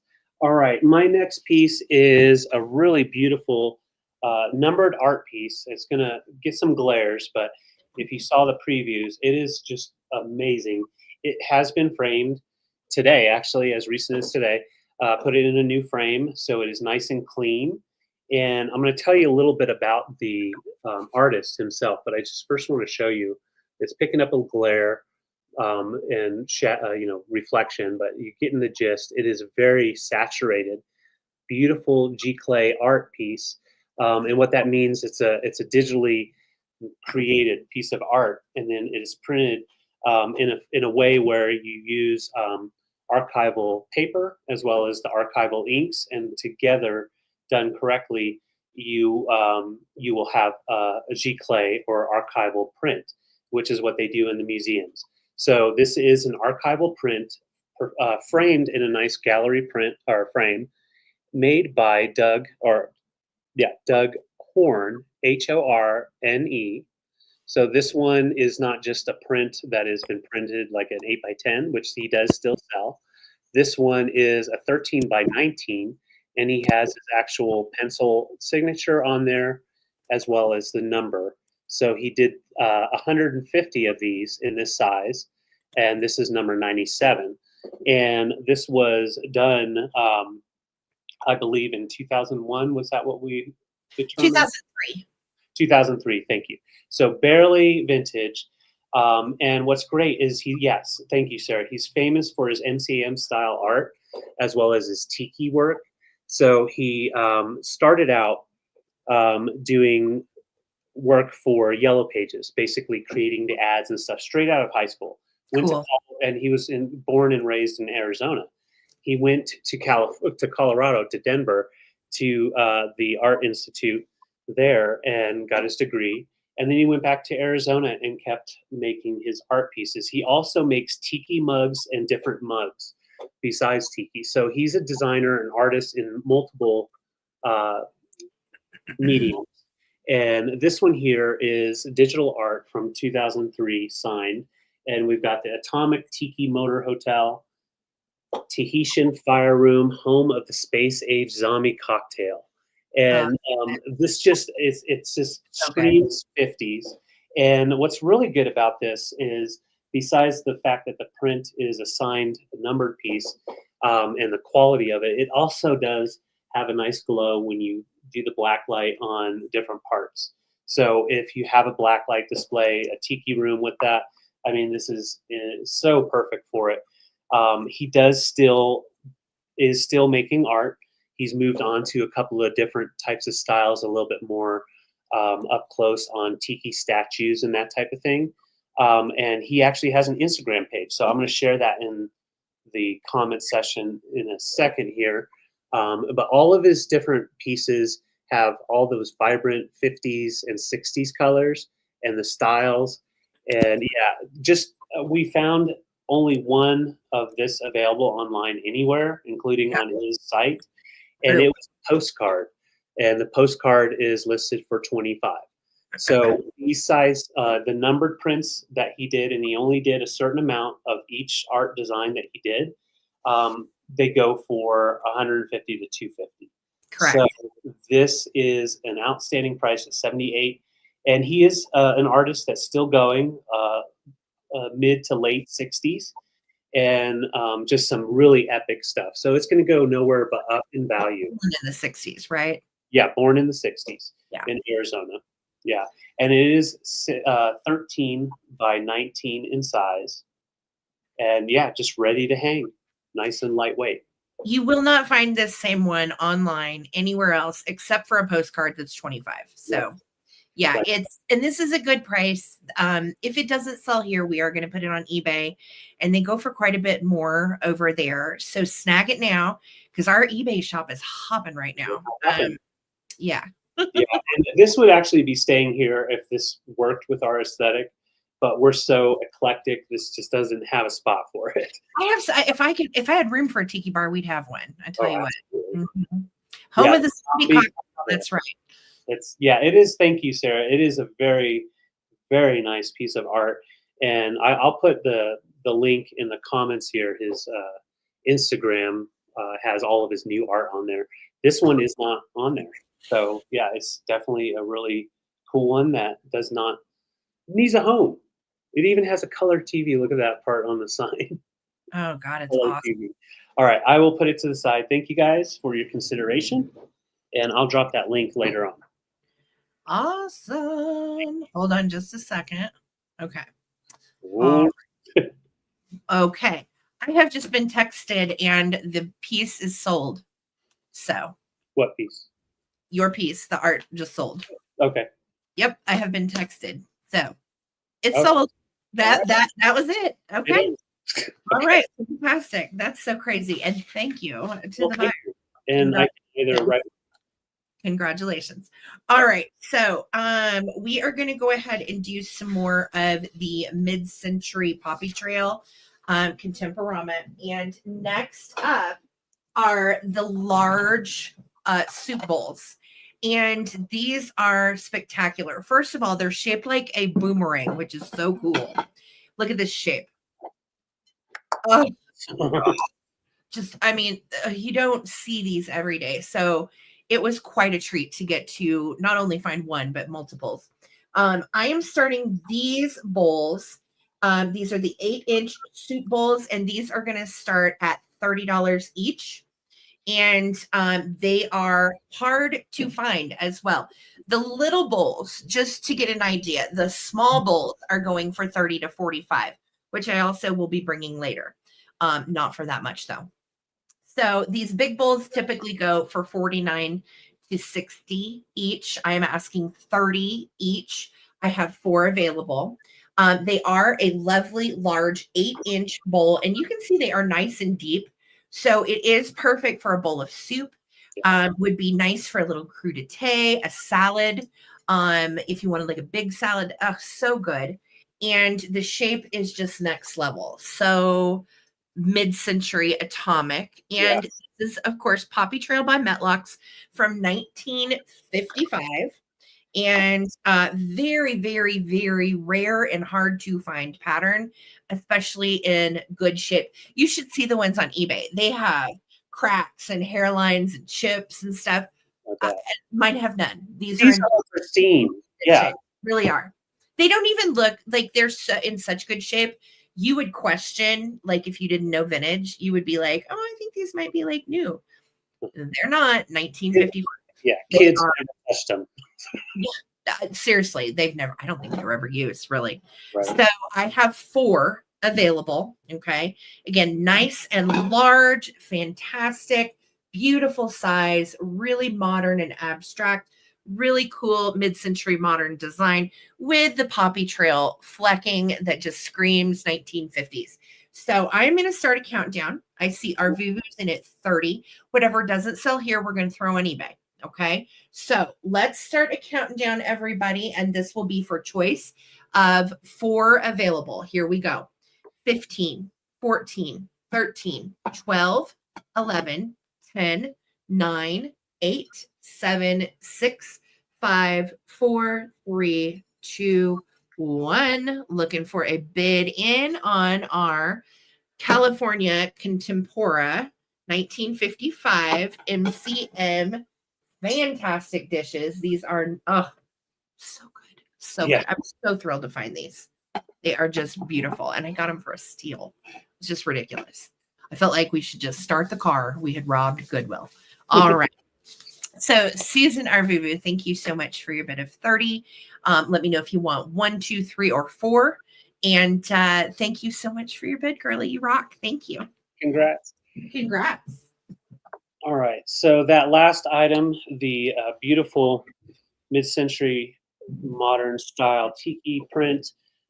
Oh my gosh, it just looks so good. Oh, let me switch back. It looks so good with this ice bucket. This is very desirable. If you go on eBay, you'll see some listed for 200. You'll see some listed for 400, and sold all over the place as well. This one is in really nice condition. There's some little itty bitty scuffs, nothing to really worry about. Definitely can just smooth that out. But it is in great condition, and it is the big ice bucket, kind of like a drum style, but definitely great for a tiki bar. And you've got, it's all made of teak wood, and you do have the dance mark down here, but it doesn't really show very predominant. But it is made by Dansk from the 60s, and the inside lining is my favorite part. You've got that orange inside lining, so when you open it up to pull out the bottle, you see that, and it just gives you a really cool style to it. But I just wanted to show this. I'm not trying to pressure anybody in on this together, but I just wanted to show how cool is that. It's just, oh my God. You know, when we sell or go to these estate sales and thrifts, every once in a while, it works out to where it all stylizes really well together. Tonight's one of those sale nights. Everything I have, I think, really looks good together and has a really cool style, and something that I would like to have, basically. But yeah, the design, you see the wood, how they've done it. You've got the wood pegs to hold the handle in. Uh, And then, of course, we've got the stamp on the bottom. It measures right at 15 inches tall, Danish by dance, and it was done by Jens Quistgaard, I think is. yes, it's Quist. It's spelled. I'll write it in the chat. It's weird. Um, That's a very iconic design that he did for dance, which also helped push dance to be in there in the running for all that mid-century modern design. So once again, 15 inches tall, beautiful teak wood, and you see how it's all put together, curved wood, just an amazing design to be able to do that with that soft wood all the way around. And yeah, it's fantastic. So and you will not find one like sold prices on eBay. You won't find one under $80. You will and that's sold pricing. They usually sell like 80 to 120. So that kind of gives you an idea of sold pricing. Yep, and then listings. You have to really look to see if you can find one under 200 listed. Yeah. Yeah, they list them for. I mean, like 200 would be too much to pay for one, in my opinion. 80 to 120 is fair, and that's really since we've been selling vintage. I think we've sold 3 of these, and that's pretty much par for the course on price. Yeah, I'd say so. Yep. So functional, sleek, beautiful design. You can just set it and forget it and just look at it. Or you can actually use it when you have guests come over and put your bottle of champagne in there. So Danish style at its best. And if anyone's interested, 75. Otherwise, we will be putting it on eBay tomorrow. I think it's so pretty. And if you aren't an ice bucket person that uses ice buckets and are fancy like that, we're not really ice bucket users. I'll tell you where I would put this is on our mantle down at the bottom. I would set it right there, and you could either put like kindling in it, or you could put some. I like to repurpose things for other things because I'm weird like that. Because sometimes you don't use that. Yeah. You can even use it as an umbrella stand. Put the lid up and put it in there. But yeah, it's so MCM, babe. Yep. Yes. All right, I'll set it to the side. Thank you guys. Thank you guys. Wishing well. Go ahead and do the rest of the mid-century Metlox Poppy Trail California Contempora. These are the berry bowls, and they are 5 1/4 in diameter.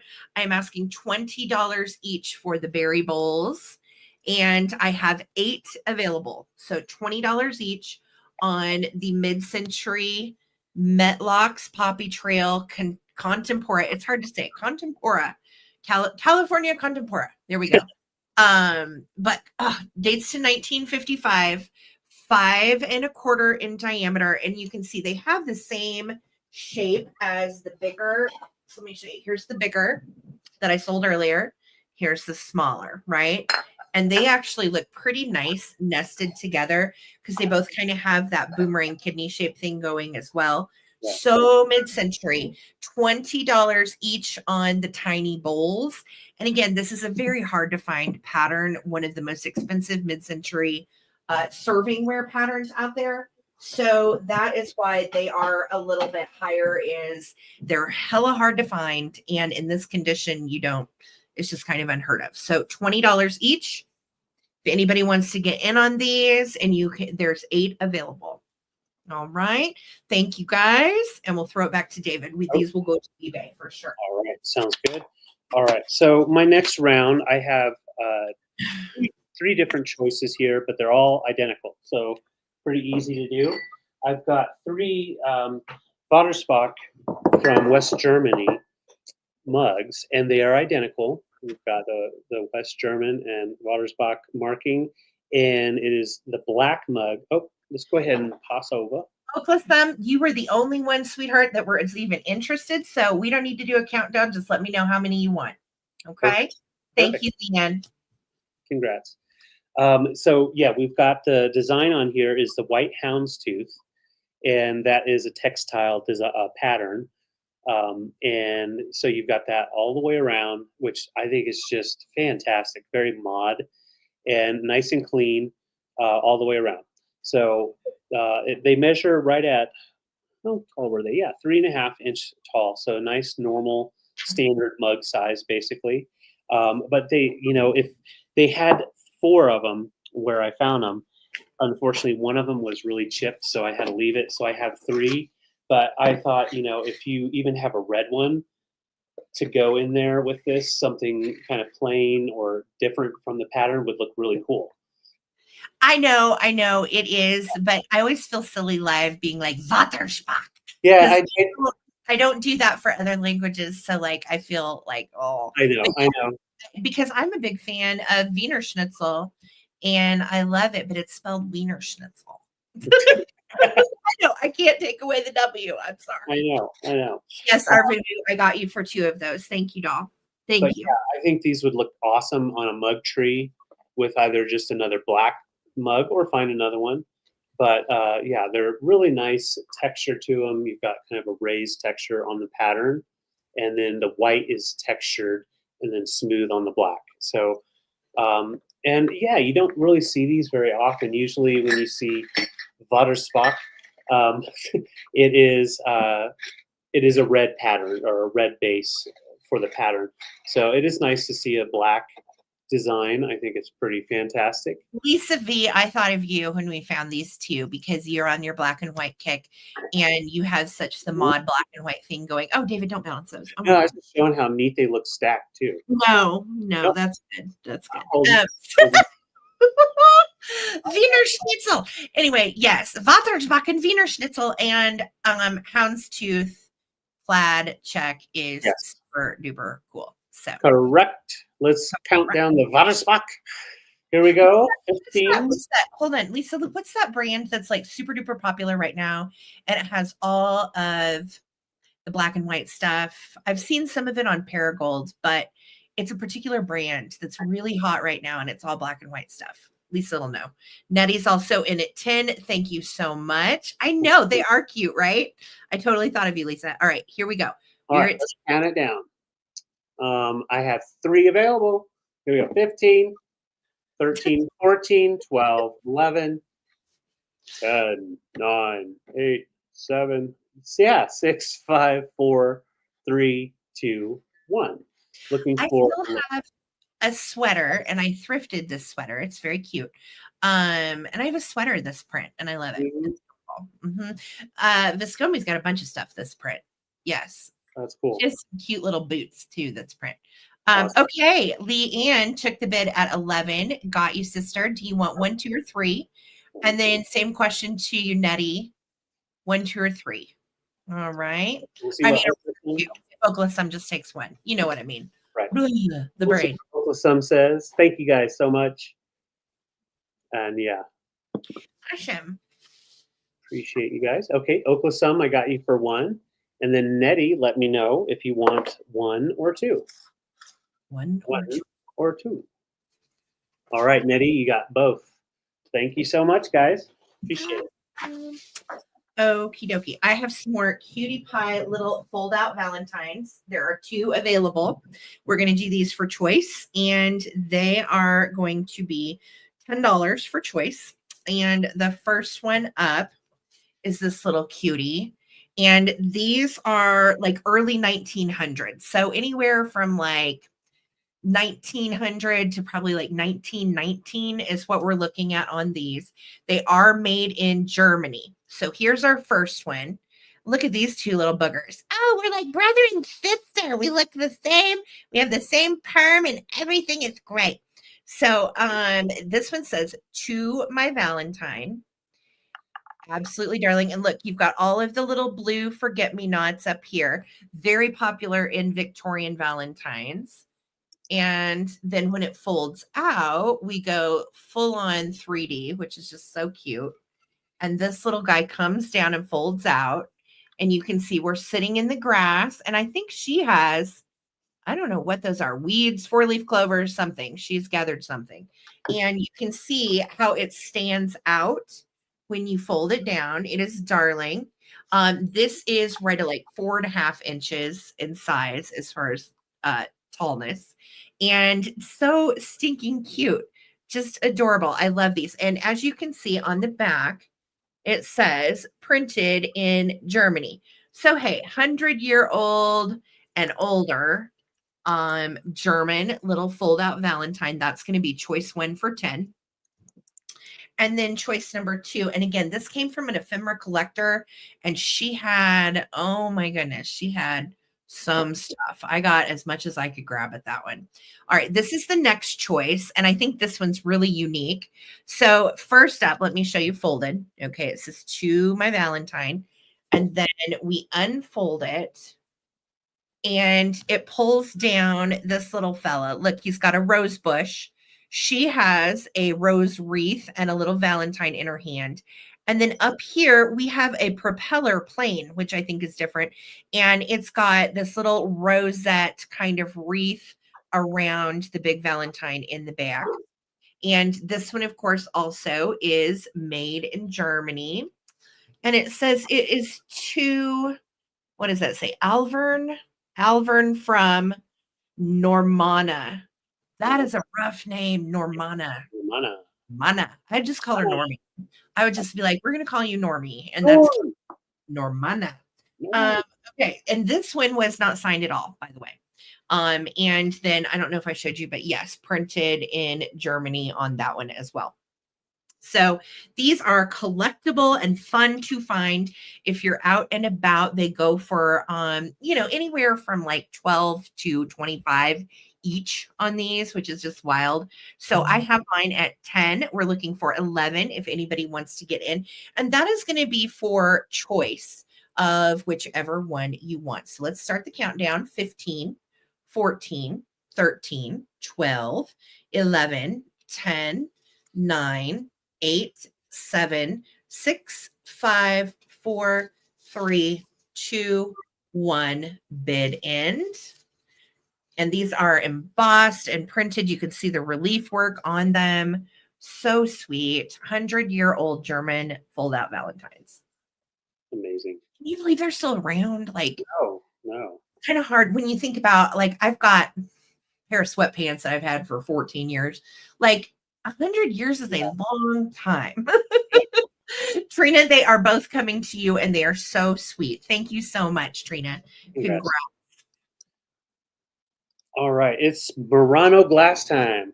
I have a green and white cased piece with the Tutti Frutti style on the inside, and it's technically like a snack bonbon type of large dish because you've got the holder little indent right here.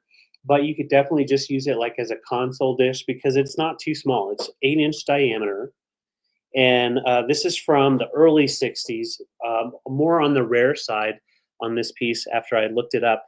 I knew it was Murano, but I didn't know who made it. This is done by Dino Martens, Dinomartens, and he did a lot of designs for the Murano company, for the creator Aureliano Toso. So Toso glass in Italy. And so you've got a really beautiful case piece. So you've got the clear over it. You've got the white base. So you've got that nice style down there. But then when you look up top, you have a nice, almost a jade color green all the way around. And then this would be your Tutti Frutti style. So they put all those little colors, splash them in there, and create that Tutti Frutti design. So when you get in really close, you'll see all the different colors. They always used on these types of pieces real gold and little flecks of other materials to give it that glimmer and sheen. And yeah, when I looked this online, these are going above 100 if you can find them. And there's no damage to it at all. It was from an estate sale, and they definitely took really good care of it. So yeah, the style is that typical early 60s. Throw all those colors in there and make a really beautiful inset bowl. Almost gives it like a crystal or kind of style to it, like a natural look to it. And the diameter of it is 8 inches. And like I said, early 50s through the 60s was when Dino Martens was working for this company, for the Murano glass company. and he was Venice, Italy born, and has always been making glass. So after he finished his stint in the 60s, he basically stopped making glass and shortly died after. So a very, very beautiful piece. I think if you have a mermaid bathroom, it would be a stunning piece as well. Thank you, Susan. But yeah, you could put your little candies in there, whatever you want to do with it. But yeah, just a really thick piece as well. So almost a little over a half-inch thick. And yeah, I love the green that goes around though. The green has that nice jade tone. Yeah, the adventuring. Thank you, Amy. Yes. Hello. Yes, this is gorgeous and made in the Murano region of Italy. Yes. And yeah, it's a good one. We were both pretty excited about this because again, you know, a lot of times when we find cased glass, it's not terribly desirable, but we thought this one was really pretty. Yes, yes, and yeah, absolutely, Susan. Very MCM, and bringing those Tutti Frutti bowl style out. And yeah, the maker himself, he basically was the one that designed most of their pieces in the late 50s and 60s. So very collectible, and yeah, I love the little handle right there for your thumb. So I'm gonna put it to the side. Park a sage, yeah. Put that sage in the bowl, Be and gorgeous. Yeah. yeah, totally. All All right, right. guys, I'll put it to the side. All right, guys. Thanks so much. Okay, so I got into some Fire King, and it's always a good day when I find some Pyrex or some Fire King. And these I am going to actually choice out for you at a very reasonable price, quite a bit less than they go for elsewhere. Because I scored these for just a song. So I'm going to start these at $12 for choice. And I have 4 choices available. And what's nifty is they all match. That kind of seemed to be the theme with picking and thrifting this week is everything matched, right? How cool is that? So first up is this large casserole dish with lid. And Fire King lids are hard to come by with the pieces, especially on some of the older pieces. This particular cornflower pattern was released in the 60s and does date to the 60s. And Fire King as a company as a whole went out of business in 76. So this was towards the end of the Fire King era in the 60s. And this one is in really nice shape. You can see the design is called Blue Cornflower. And it is just great. It comes with the lid. The lid has no issues at all. No chips or cracks. No chips or cracks on this. And I think this one, let me see, it is a 1.5 quart. So 1.5 quart, and it is a nice big one. The neat thing about these deep Fire King lids too is let's say you put something in it, it doesn't quite take up the whole dish and it only is half full. This lid will go on top. You can put it on top as a raised lid, or you can sit it on top and it makes like another shelf. Oh my gosh. Dish, right? So cool. Yeah. Yeah. So very, very pretty. And I love the pattern. So that's going to be choice number 1 for $12. This goes for 30 to 45 elsewhere. All right. Choice number 2 is this little small casserole dish. Look at this little booger. And it also has its original lid. Beautiful shape. And as you can tell, these are Fire King. It says it on the back of all of them right there.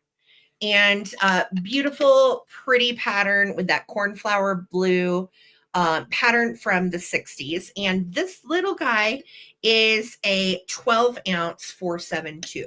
So 12-ounce 472 is choice number 2. Choice number 3 is a medium round. These do not have lids. And I also have the large round. This one is a quart. This one is 2 quarts. And they are in excellent, excellent shape. So I was born in 77, Beth. So very close, very close. And again, these are from the 60s. Fire King went out of business in 76. So you can tell these are basically, over 50 years old and still workhorse casserole dishes that would be great to use. Just if you do use them, don't put them in the dishwasher. They're a hand wash kind of thing only. But functional vintage, I would use these. They're cute. So $12 per choice. I have the 1 quart round. I have the 2 quart round. I have the 1.5 quart oval with lid. And I have the little round, which is 12 ounces. Now the round ones, let me show you. These all stack together quite nicely as well. Look at that. Great, right? And those are all the round ones. So I'm going to start. I know the little one is cute. I'm going to start a countdown. I see you, Circle 7. Thank you so much for your bid. If anybody else wants to come in on my little Fire King blue cornflower pieces, we are at $12 for choice, and that's even for the big ones. So let's start a countdown. 15, 14. I think so too, Red Spotty. 13, 12, 11, 10. You can't buy new dishware for this. 9, 8, 7, 6, 5, 4, 3, 2, 1. Bid end. Awesome. I know. Super functional. I love functional vintage. And if you have any of the blue Corningware pattern, this really coordinates well with blue Corningware as well. Yep. So there's my bid in. Just one bid from Circle 7. Let me know, Circle 7, if you want the large oval, if you want the large circle, or the large round, rather, sorry, the medium round, or the small round. And then our Vuvu, you were right after the bid in, but we'll honor you because there was only 2 of you. So our Vuvu after Circle 7, let me know which one you would like. Okay. Or you can take them all. Again, great deal for $48. That's what this biggest one is going for. So that is a good deal. Yeah. Yes. Circle 7 said large oval with lid. You've got it, sweetie. That one is yours. And then our Vuvu, do you want my small round, medium round, or large round? Just let me know. It is okay. The lag has been so weird tonight. Don't worry. If you're lagging, you can refresh, go out, come back in, or you can push your little bar that is on the broadcast, your little red bar down here on the stream, push it all the way that way to the right. Okay. In the first one with the lid. Okay, no worries. All right, so I have 3 pieces left of the round beautiful ones. Only $12, guys. Let me know if anybody wants one. Yes. Here we go. Oops. Skipper had to go outside. Oh, it is so cold outside, so I have to make sure we don't leave any doggies out there. Wow. This Sarah uncovered at an estate sale, and I was so excited. I'd never seen anything. This is a serving set still in its box, in its holder, and definitely has that patina, has definitely not been polished up or anything over the years. So it has its original box that it's in. You got the fleur-de-lis going on design all the way around the box. And I was able to actually find it online. It's made in Italy, so it's an Italian set. And it's from 1954 in Italy, and it's a Renaissance style serving set. So you've got the knife, the little sugar spoon, little jabber for, I love that one, for cheese and meats, little spoon, as well as another 3-prong jabber, and then the little scooper. And up on the tops, they each one have a little different design going on. So you've got this guy here. These are so neat. Down here, and I'm just gonna let you look at them because with my eyesight, I can't even see what the figures I look feel like he's a thespian, maybe, or something. I can't really tell. I don't know. My eyes are bad as well. like. But did you find out? Is that one a pickle fork? I feel like it is. I didn't find out each one, but yeah, you've got the 3-prong and the 2-prong, probably for your veggies or your pickles, and then this for your meats and cheese. Yeah, so it's a whole set. Yeah. Made fully from 1954. Thank you, Beth. I see your bid. And with its original box. So a great little set. I would use them if you wanted to. And the way they designed them has that really beat up Renaissance style metalwork. So very textured and realistic for Renaissance style. I feel like the one on the end you could even use as like a little crumb gatherer, you know? Yeah. Crumb bum or a crumb catcher. Cuddler. Yeah. A crumb cuddler. Yeah. So that's the first choice.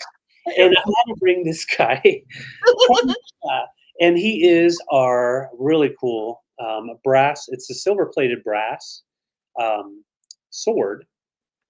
Try it's to a get sword. Hi, Simone. And it says Toledo on there. Hey, Simone. Toledo. Okay. It's a sword from Ohio. All right. And it is completely intact, and it's just a letter opener. But these were very kitschy and collectible back in the day. Wow. Just anything you had at your desk if you wanted to be stylish. For a cheesery at Dungeons and Dragons. I agree. Yeah. On guard. Those are cool. David, what was the brand on the set of is this for choice or is this together? This is for choice. And I couldn't find a brand on the set. I just found that they're made in Italy. And they have the exact date when they were made. But I didn't have a maker that I could find. Can you get in close on the little weirdos on them? Yes, I'll get back in there. Because what's funny is up close, I couldn't really see him either. Yeah, I'm trying to get the light to hit him. I feel like it's very old school, old world Rome, almost like Gladiator. You've got a tiger in there. Oh, yeah, yeah. Mm-hmm. Yep. Super cool. A wiener serving sword. I love it, Trina. There you go. You get little cocktail wieners on that. Yeah, this could be for the big boy. Yeah, I know. I thought they were so neat. And David and I both were like, these are totally different. What did you find for era on these? 1954. Cool. 1954. Very cool. And, they've been in here so long, I just don't want to take them out. But no, I don't want to take them out. They're all intact. Yeah. And it doesn't look like they've ever been polished, so you can shine them up or keep that really cool patina going. And then the other option is this really cool sword for your mail. Make mail fun again. Make mail fun. And that is 9 inches long. Okay? So Romulus and Remus, totally. Let's count it down. I'm at 28 right now with Beth for choice. 15, 14 on guard. 13, 12, 11, 10, 9, 8, 7, 6, 5, 4, 3, 2, 1. Try to get it to focus. Of course not. I know. I think so too, Sarah Lee. I love the patina on them. Yeah, it just makes them look that much better. Yeah. More like I feel like these are really old. I thought maybe they were older than 50s. I didn't know. Right. Yeah. All right. There's our bid end, but they are Italian. So circle 7, let me know if you want the serving set or if you want the sword. And then Beth is right behind circle 7. And thank you both. And then Beth passes, Susan Lee is in there as well. Okay. Thank you all for your bids. Yeah. Make mail fun. Open up a bill with it. You guys are cracking me up. So circle 7 said sword. Gotcha. Awesome. Circle 7. Congrats. I almost kept it. And then silverware. I love the pickle fork. I'm feeling that little pickle fork. Mm-hmm. Yeah. Yeah. Totally. And then if Beth is passing, we're going to Susan Lee. Okay, Beth, I got you for the serving set. Thank you guys so much for your bids. Thank you. And congrats. Yay. Okay. So I'm trying to see. I had the cutest antique Valentine postcards. And these are great. Again, displaying these in teacups, flower frogs, all that good stuff. And I am going to start these little guys. Bear with me. No, that's not right. I am hold. I am starting these guys at 10. These are starting at 10. So the first one is so old. So old. This one is To My Valentine. And look at this. This one dates to the late 1890s. So it's 125 and older as far as years. Wrap your brains around that. To me, there comes a stealing, a sound of bells, pealing. This gladsome St. Valentine's morn, of you I'm dreaming, and so it is seeming, your name on the breeze is born. And look at the little, do you see the little foil hearts in the bells? And then look at those faces. And this finish, I'm trying to capture it for you so you can see. The finish has almost like its own kind of texture. I can't really explain it. It's very strange. And then the back of this is from Saxony, which is Germany.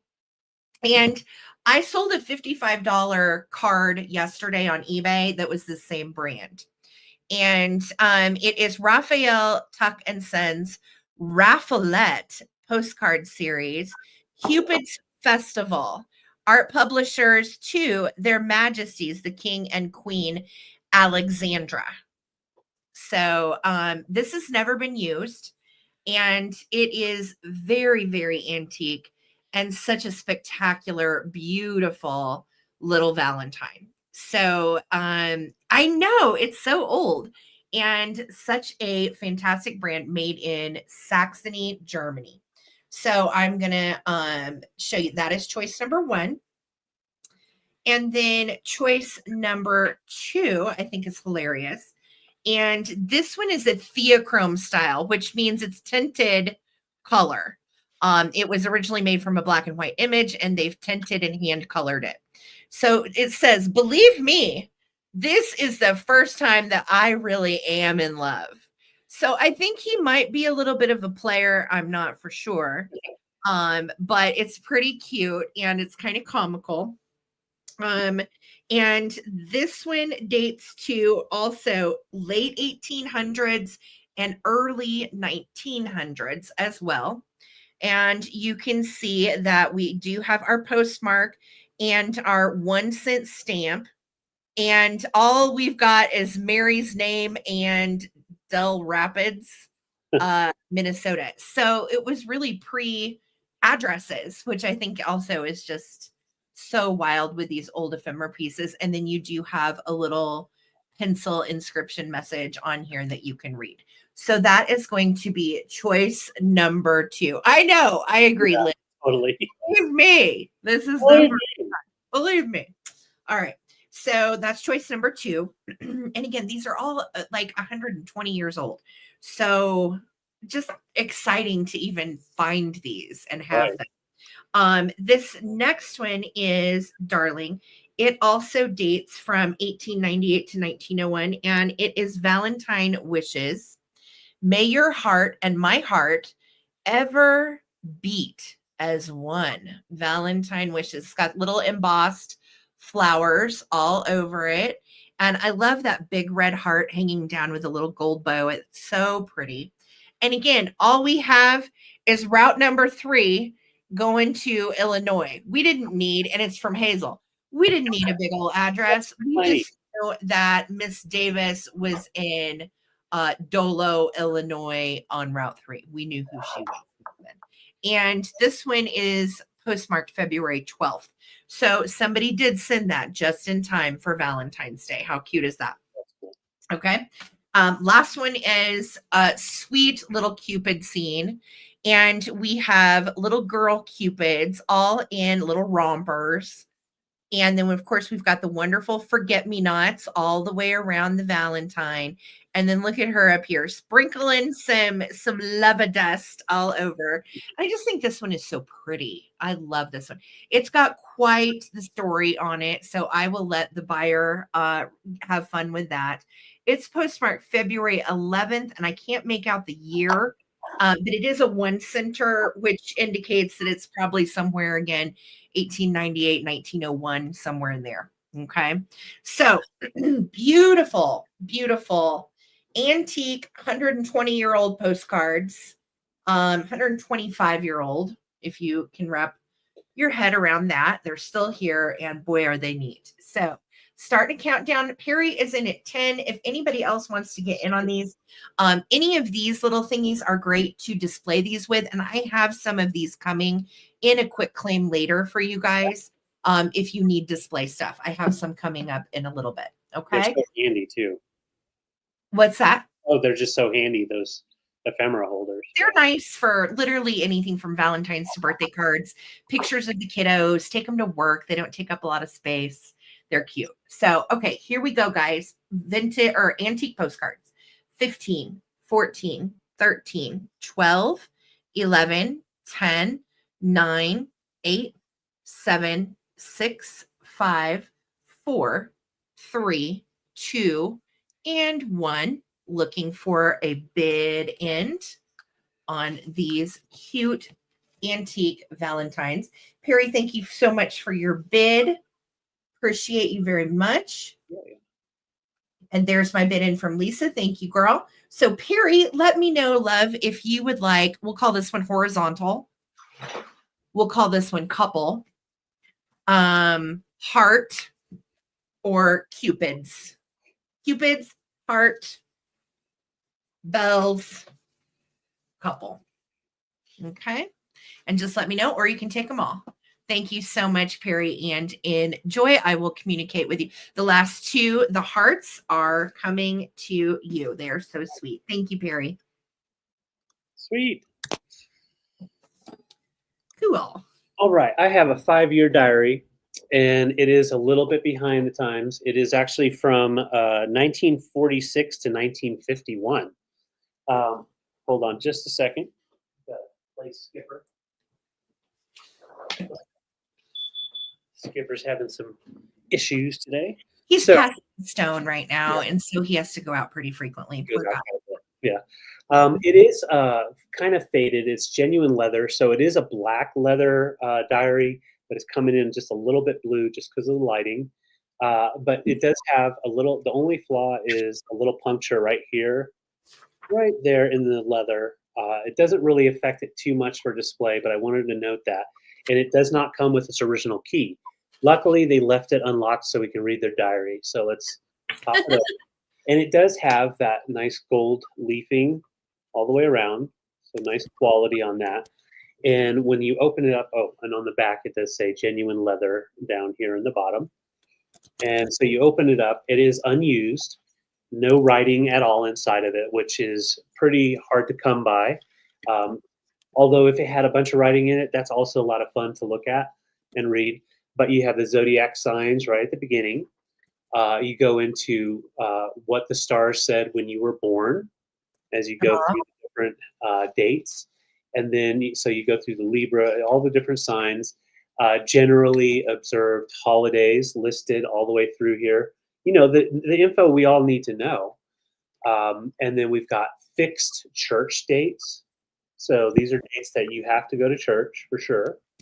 And then we've got birthstones and flowers, wedding anniversaries. All that stuff we Google now is basically in the beginning of this 5-year diary. And then even have colleges, lists of colleges, location, mascot, and that kind of thing. And then you get into the Star Spangled Banner right here in front, and then we're on January 1st. Cute. And when you go through, they're all unused. I love it. Plan one day over 5 years. And then when you get to the back, all clear. And then this shows the dating of it. So you have 1946 to 1951, made in USA. So it is from 1946 technically, and it is still intact, never used, ready to be used or just displayed. And it measures 4 by 5.5 in size. Oh, that is the cutest little thing. I love that. You know, I think this would be a neat gift too for someone that you know that likes to journal. You could also turn this into the sweetest, not junk journal, but junk diary. Wouldn't that be cool? For those of you that are crafty, I think that would be such a neat to have an authentically old empty diary, and then a 5-year diary at that, right? Yeah, I love that idea. Yeah, you can fill in, and just because it doesn't have to be lined up perfectly, and just be like, yeah, that's the month that I picked that really awesome vase or whatever, you know, your thrifting diary. Oh my gosh, yes. All clean pages from 1946. 46. Oh, really cool. Beautiful ephemera, unused. So I will bring that back for the recap. Thanks, guys. Fantastic. All righty. So I have this really sweet little piece, and you guys know I don't typically ever pick up Capodimonte because it's always busted. It's all, I mean, like, I don't even bother looking at it most of the time. This one caught my eye, not only because it's a nice shape, but because it's just so pretty for Valentine's Day. This is a stargazer lily, and doesn't it look real? That's what really was striking to me. I'm starting it at 20, and it is absolutely gorgeous. It is like a white edge, and it's got like a ruffle to it. This is made in Italy, and you can see we do have on the bottom right here porcelain made in Italy, Fabar Capodimonte. And it's a very thin clay that they use to make these. It has no chips, no cracks. And again, doesn't that look real? Can you even believe that those are highly, scarily breakable? It's sitting on just a little leaf. The little leaf has a tiny bit of paint loss, but that is not a chip, which makes me wonder, did they just forget it? I don't know. But it has a tiny little bit of paint loss right there at the tip, and that is it. I think this would be stunning in a Valentine's Day display. It would also make the sweetest gift for someone. And just so you know, the Stargazer lily in real life is a hybrid Asian lily. And it's also commemorative. If you know anybody that's having a 30th wedding anniversary, apparently the Stargazer lily is the flower for 30. So I did not know that, which I thought was pretty cool. But it's also celebrates the pink. It specifically celebrates true and everlasting love. So this would be a beautiful Valentine to give to a family member, a friend, a lover, whatever you think. And it also, the pink represents prosperity, which I thought was neat too. There it is kind of from the side. Such a lovely view. Prosperity, abundance, good fortune, hope, renewal, growth, optimism, and romance. So I know, Perry, I get it. I get it. I don't even know that I trust myself with this. When we left the estate sale, the guy checking us out was like, I'm just going to hand this to you. I don't think you should put it in your bag. And I was like, I think that you are dead on right. So I just carried it to the car because I was like, I'm not even putting this in the bag. She's so proud. It does. Yeah, it kind of does remind you of Stranger Things, like Demigorgon, but it is like an Asian hybrid lily. And lilies are the flower. If you ever send your Valentine lilies, just so you know, they do, all types of lilies represent everlasting love, which is why they're also popular at funerals. So, yes, Capodimonte is stunning. This is a stargazer lily. It is a gorgeous piece for $20. And I'm so impressed with it. And again, we do have our original sticker on the bottom and little felt feet, as well as being marked on the bottom as well, handmade in Italy. So the craftsmanship is gorgeous. Demigorgon or not, Lisa, yeah.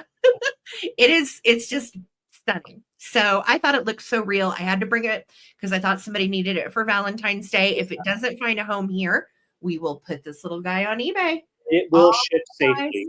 It will ship safely. Yeah. Yes, and David will ship with love. Don't worry. So, all right, no interest. We're going to David. Thanks, guys. It is fragile at its max, and the fact that it's still together like that is unbelievable. Just unbelievable. It's titillating and terrifying. Titillating. All right. So my next round, I have two beautiful glass pieces. One that's geared a little bit more for your Valentine's into your Easter. And then the other one, of course, we've got St. Patty's Day coming up. So why not bring some green? So this first one here is from the 60s, Summer So for Murano. And it is a really beautiful ashtray or bowl dish. It originally was like a cigar ashtray. You've got the little lips all the way at the bottom, and the controlled bubbles, the bullicante, all the way through is very uniform, nicely done. And you have like a pink plum tone for the top, and then it kind of goes down to clear, almost like a smoke style. That is stunning. Isn't that beautiful? And I thought this would be really nice for this time of year because it does have like a floral kind of look to it. But if you are doing like these conversation hearts, put them in a bowl like this, and then it just looks really cool and nice and fancy. How about that? And you can actually see them through it. Well, I love that the whole thing has like a really pale pink cast to it. It's hard to tell in this light. It's gorgeous. Again, makes a wonderful gift for your sweetheart if you have a lover that likes Bullacante or Murano. What a beautiful gift and affordable. Yeah. And it's that thick stuff. Very collectible Murano, very thick. Over an inch when you get here, about a half an inch on the other curls. And yeah, I love the color.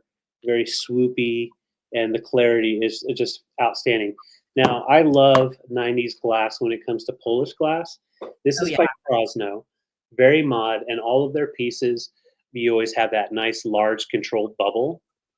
And this one is just surfing down there, and you've got the nice, clean, just sliced off top, that mod design. Really popular in the late 80s through the 90s. And it's actually very popular right now. A lot of the late 80s and 90s styles are coming back. But it is just a beautiful little votive holder. And just like that last one I showed, it looks best, in my opinion, with a real votive or a candle. Yes. So I'm just going to set that in there just so you can see it. It makes it look like the flame is like it's balanced on that bubble.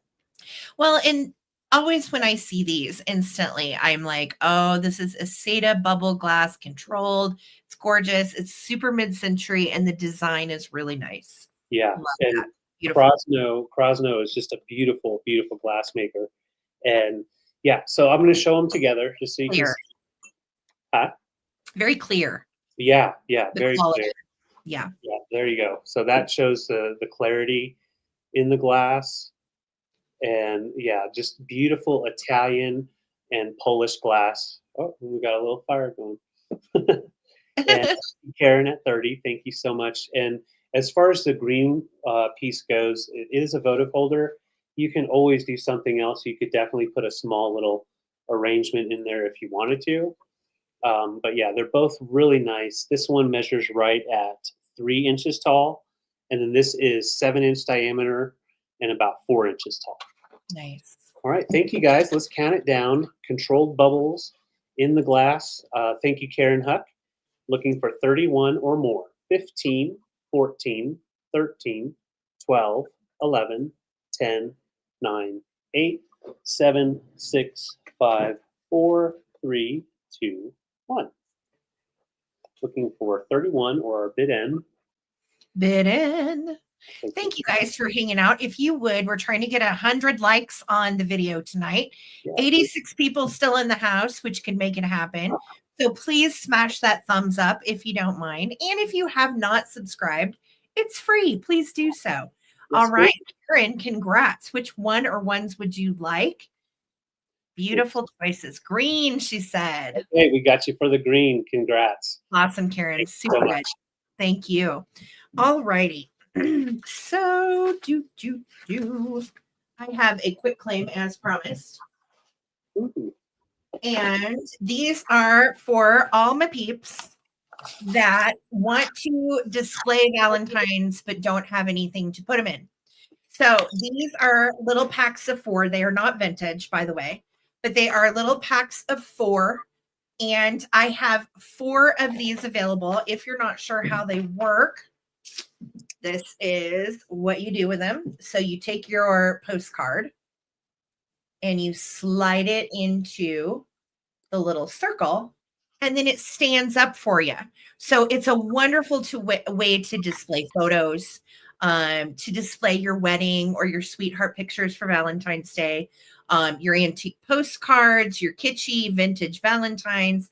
I have a zillion of these, and I use them for everything year round when I change out my displays. Yes, they are just wonderful for display. They're also nice too. Amy made a good point. We were talking earlier, and she said, you know, these are cool too if you're at work and you don't have a lot of space on your desk to display pictures.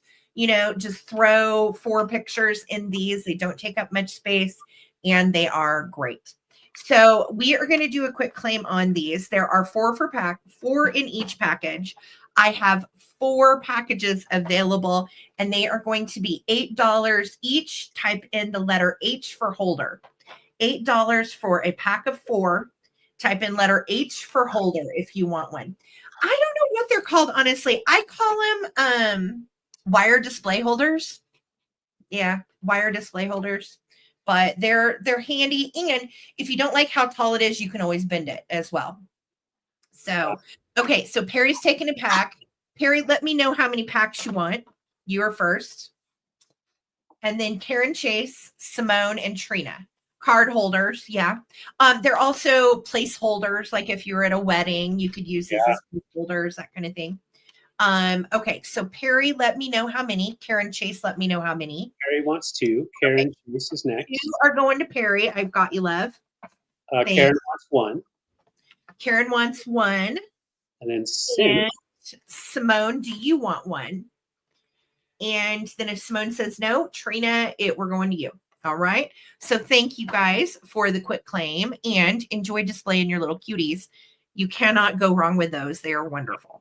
So, and it's nice to have those when you do need it. Because in fact, Sarah needed one this last week, and I looked through the drawers, and sure enough, we had used all of them. And I don't know where I have a bunch, and they've all migrated somewhere too. I think Simone said yes. So she said thank you. So I'm guessing she wants 1. Okay, Simone, I got you for 1, and Karen for 1, and Trina, if I find any more, I'll let you know. Okay. So thank you guys. Perfect. What was I doing? Oh, right. So I have some Brutalist, and I have a match safe. We all know the Coleman Collective. We bring some match safes every once in a while. And, this one I had never seen before. It's a nice pressed metal, a lot of patina, probably from the 30s or maybe early 40s. And then you've got the brass applied. It looks like it's riveted in. Pineapple. Of course, it's not upside down.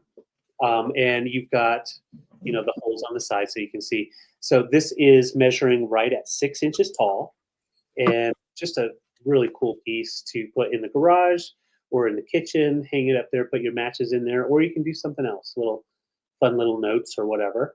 So that's your first choice. My second piece in this choice is a Georgian hand-forged copper bowl, and definitely mid-century modern, nice, like a boomerang type of shape going on. And this is all handmade, so it's a Brutalist piece.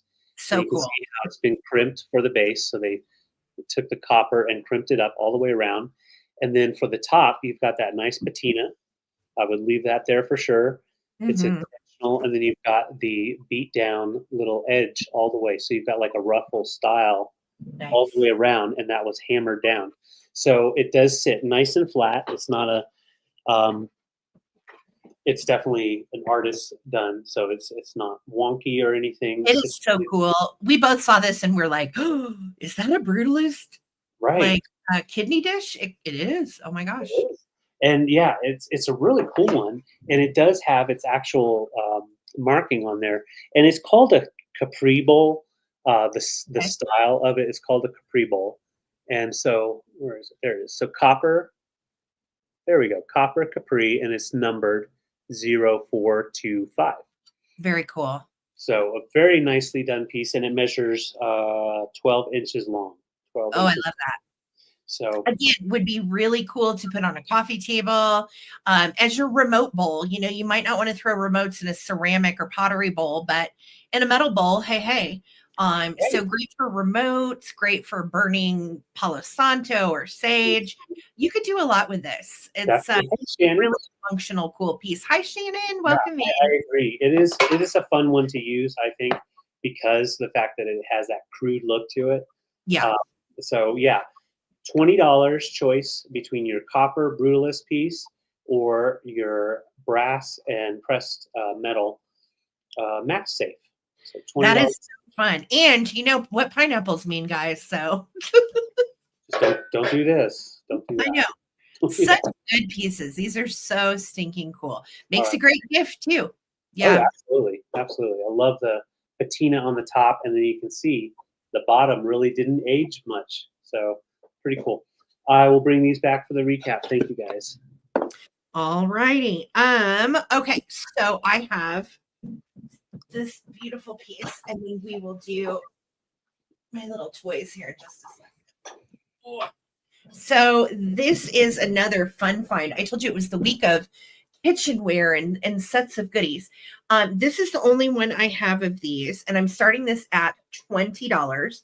Again, a Fire King casserole baker, and I love this because you can bake a cake in this. You can bake a you can do all kinds of stuff. So really, really pretty. And this one dates to 1970. It was made between 1973 and 1976. 1976 was the year that Fire King went out of business. So this was one of their last patterns. And the name of the pattern is Summerfield. Summerfield. And you can see it's these really neat little abstract looking tulip tree kind of flowers. Right here, there is a little tiny fleck of paint loss right there. Not super noticeable. And then barely right there. I think that's just manufacturing. But you can see it's nice and shiny. It's in good shape. And here is our other side, which is also just great. And functional. So this holds 2 quarts, if you were wondering. And it's such a nice little casserole baker. The number is number 431 if you are a Fire King collector. And let me give you a size because I think it's a 9x13. It's 12.5 by 8.25. So yeah, basically a 9x13, but it would be great for, oh my gosh, anything. Cakes. You could use it even as a little serving dish as well. It's just so pretty. And I love this little mod pattern from Fire King. It's beautiful. I love it. Yeah. No, I love it too. Yes, this little pattern is actually quite popular and it's exciting to find. There's a lot of little pieces that go with the Summerfield pattern. If you find them out and about, it's another fun one to collect. So I see Perry is in for 20. Thank you. Yay, 100 thumbs up. You guys are the best. Thank you so much. So Perry's in at 20. If anybody else would like to get in on this, again, you can see it is great functional vintage.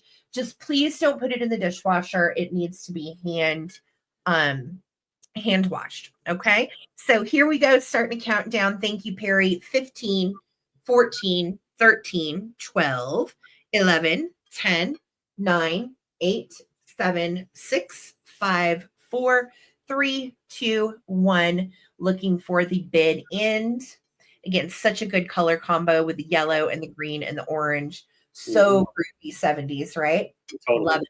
Made between 73 and 76. Sweet. I love finding out information on all these patterns and stuff too. Yeah.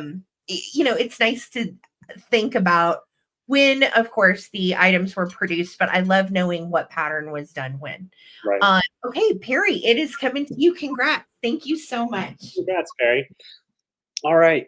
My last round here is a little different. I had 2 okay, let's just start this one. So I had 3 of these. I had 3 of these little fellows that I was going to choice out. When I was working on my sale, I realized one of the frogs had a broken instrument. So I'm keeping the broken instrument one for myself, and I'm keeping these 2 together. So they're going to be a pair coming together for 18. And you've got blown glass froggies. You've got the flute. I believe he's playing this flute. And then we've got the saxophone. So these 2, I think they're newer, probably late 1990s, early 2000s. But nice blown glass little pieces. You can see the frog's little feet are all intact. And look at the face. Ooh.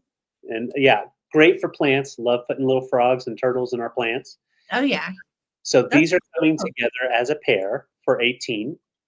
And then, wait, there's one other thing. I forgot to bring this into the sale. So this is my other choice at 18. I hope Gail is out there. I totally forgot to bring it. But this is made in the late 50s by Christ & Co., which is a very kitschy maker. Sarah sells those pieces and finds those pieces once in a while. And so we've got our Japan sticker at the bottom here. It'll focus. There it goes. And then the Christ & Co. marking on the bottom. And this is from the deck of cards playing cards, a set, and so you've got the creamer, and you could always find the sugar bowl out there. If you find the creamer sugar set together, usually about 55 to 60 in value, and this has no chips or any damage, so it's in great condition. And for this time of year, how perfect, for Valentine's. Right. Oh, Gail, you're right. The frog could be, and a 1 and a 2 and a 3 and a 4. And then saxophone players like saxophone. So cute. And what a fun what a fun choice. I love this one too. If you had a vintage Valentine inside this one, I think it's absolutely darling. Oh, that's such a great idea. Little vintage Valentine in there. Oh, this one's perfect for it. This one right here. Put this little girl. Show. Sure. Cute. Set it up with a little flower frog in there. All right, Gail, I'm glad you're here. I would have hated to have missed it.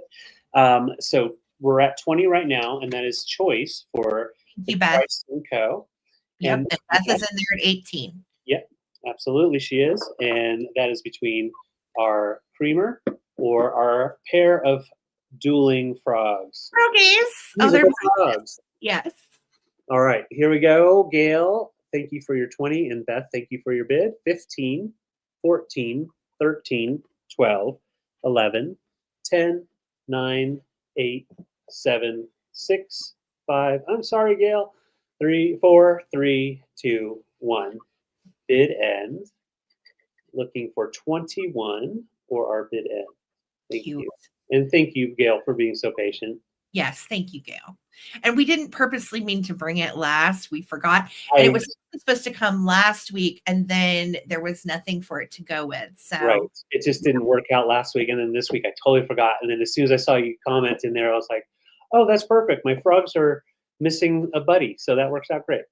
So Gail, you get first choice. Pretty sure I know. But we have to be legit. We have to see it in the chat. So, and then Beth, you have second choice. Let us know if you want froggies. I know Gail was going for the heart cup. And Pee-wee, darn it, that's that is so funny that you said that, because there's been like 4 or 5 of us in the chat that have broken vintage this week. I'm one of them. Right before the sale, I broke one of my chalkware mermaids in my bathroom. I knocked it off the wall with my blow dry roller brush thingy, and I was like, dang it. Oh yeah. So, okay, that is passing. Did anybody want the little froggies?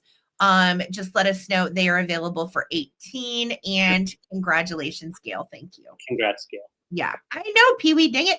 But I will be looking for a kitty for you. Okay. And those I don't think it's hard to glue crystal or glass or anything. So I don't think that's fixable. I'm sorry, but we'll be looking. We'll be looking for you. Hi, Tim. How you doing, sweetie? Good to see you here. Thank you for being here. Okay, I'm looking, and I think David was that. No, I have one more round. I have one more round. I almost forgot. And they're so cute. How could I forget my little friends? I do have some little plush biscuits that are coming for the last round, and I'm starting these at $14 for choice. These came from my estate sale over the weekend, and they're Valentine's Day buddies.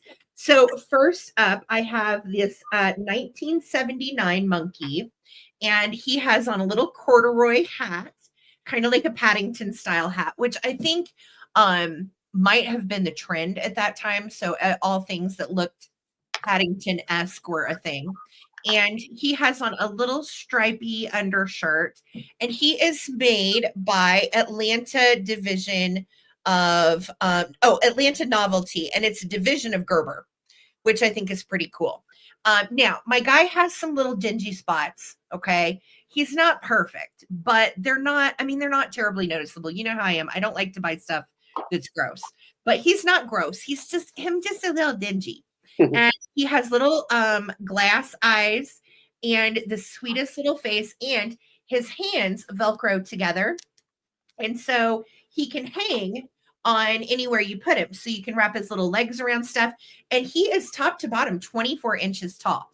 So he's kind of a little hang around buddy. He's really nice and lightweight. I had his little legs to the side You could also make him into a knee hugger if you wanted to. He's a contortionist monkey. He's really that's what I can do. Okay, so really, really cute. And his little breeches are also corduroy, and that's just a little piece of fuzz on there. Original tag and dates to 1979. Oh, and by the way, he has a little girlfriend. Yes, I do. And his little girlfriend, if you find her, has on the same outfit, right? But hers is a little skirt, and then she shows her little monkey legs. So if you wanted this one, there is a girl to collect that is just like him and so sweet. So he's choice number 1 at $14. It's okay, buddy. We'll get you home. Don't stress. Oh, chicken. Okay, calm down. We'll find you one. Okay, all right. He wants me to him. Weird. Okay, so then, second choice again, estate sale find. Really cute. This one dates to the 1984 Dan Breckner collection, and from 1984, he has on his little felt bow tie. Again, he's got a little black hat on, super sweet. And he is in his tuxedo, his best little digs to wear for Valentine's Day. So again, I think these are sweet. 1979 and 1984, very old. That would be like from my childhood, dating myself a bit there. And he's even got like little satin tails that they put, which is cute. Awesome. A cute little, a little touch for his satin tails. And he has the long spindly legs too. And he is 18 inches from the tip of his little webby feet to the top of his little hat. So super sweet vintage plushies. We have the monkey from 79 and we have the little flamingo from 84. Flamingo. So $14 if anybody's interested, my little Valentine's friends. They are so sweet. Love them. Liz is in at 14. Thanks, Liz. We're so excited. And if anybody else wants to get in here, we're going to do a countdown. Here we go. 15, 14, 13, 12. Straight at going. 10, 9, 8, 7. Is it me? 6, 5, 4, 3, 2, 1. Childhood plushies bid end. Thank you so much. Now, monkey, don't get your hopes up. All right, buddy. Oh no. Get too excited. He's hoping somebody will find his little girlfriend in the red corduroy skirt overalls as well. There's the bid in from Lisa. Thank you, girl. Liz, would you like the flamingo or the monkey? No pressure, Lisa. No pressure, Liz. We love you. Okay. So flamingo is going to Liz, and if anybody wants shaky monkey, you can have him also at 14. Thank you. Buddy. And that was my last round. So we are going to do a recap. And during the recap, if you just now got here, don't worry. This is everything that did not sell during the sale. Get it here before we throw it on eBay. Okay. And please write the name of what you're claiming and the price of what you're claiming. Thank you, Holly. Yes. Thank you. All right. My first item I'm going to show real quick. This is 1960s Danish teak wood ice bucket by Dansk, and it's by Jens Quistegard, and it's 15 inches tall. I'm asking 74, and it has the orange insert. It's in great condition from the 60s. Just put in ice bucket 74. That's a very good value for that. Very MCM. And then I also have this piece here, this rare, on the rarer side, not rare, a Murano piece with the case glass. You've got the Tutti Frutti design on the inside. I'm asking 54 on that. Just put in Tutti Frutti 54, just because it's fun to say. And then I have this Murano, beautiful Murano dish by Summerso, and it has like a plum tone at the top. I'm asking 28 on that. Just put in Murano 28. So this would be Murano 28, and this would be Murano 54. And then we have these two cute little blown glass frogs for $18. They come together, and the one and the two. Okay, playing them off. Oop, almost broke that one. Almost broke it. And then, so frogs for 18, and then this 5-year diary unused for 24. Just put in diary 24. It's from 1946, totally unused all the way through, and you do have the gold leafing. And so put in 24 diary Super for that. cool. Thank you. And then I have 6 different Valentines that didn't sell. These are $5 each. Go through real fast. I'm wide open for a Valentine. No writing on the back, $5.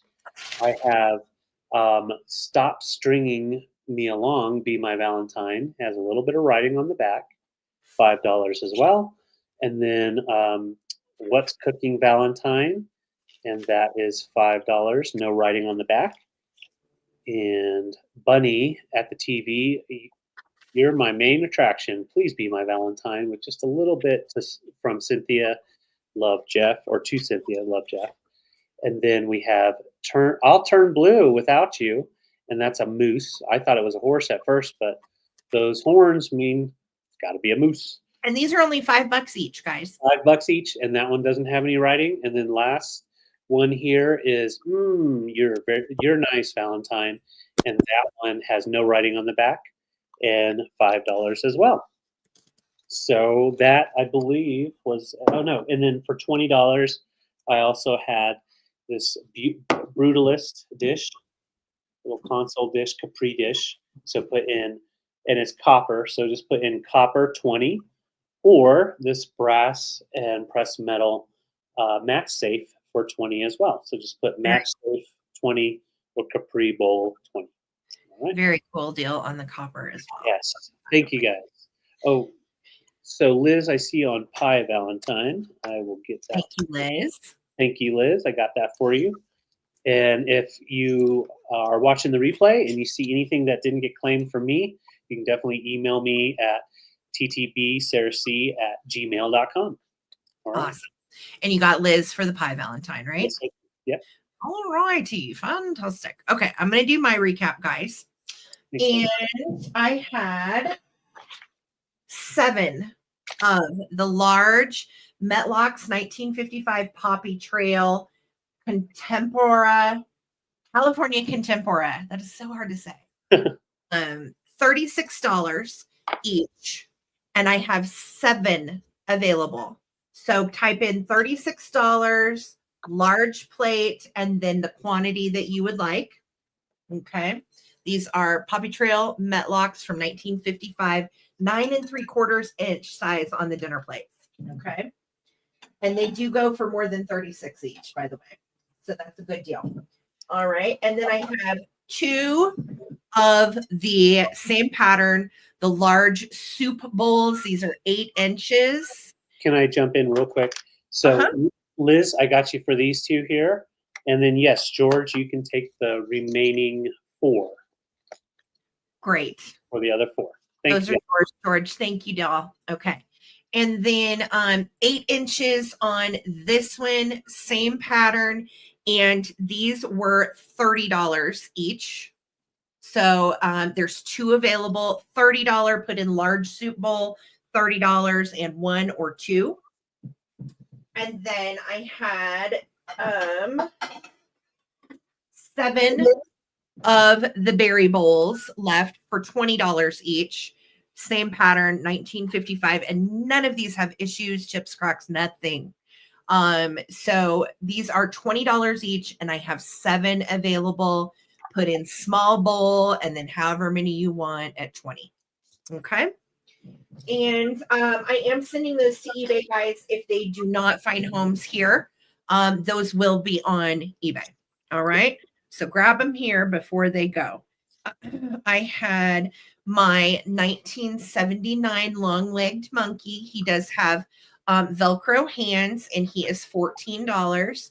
And he is super cute. He is made by a division of Gerber called Atlanta Novelty from 1979. And he is in nice shape. He has a little dingy on his little stripy outfit, but he is really sweet. Lots of life, 24 inches.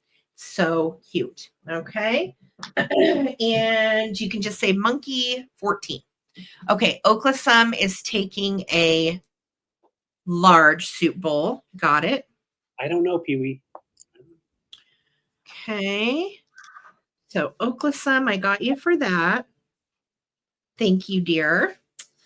And then I had the Fire King, all of the round ones left, and they're only $12 each. So I had all of the blue cornflower left. The small one has a lid for 12. It's a 12 ouncer, the little small guy. This is 1 quart, and this is 2 quarts, and they all nest together. $12 each. Great functional vintage cookware.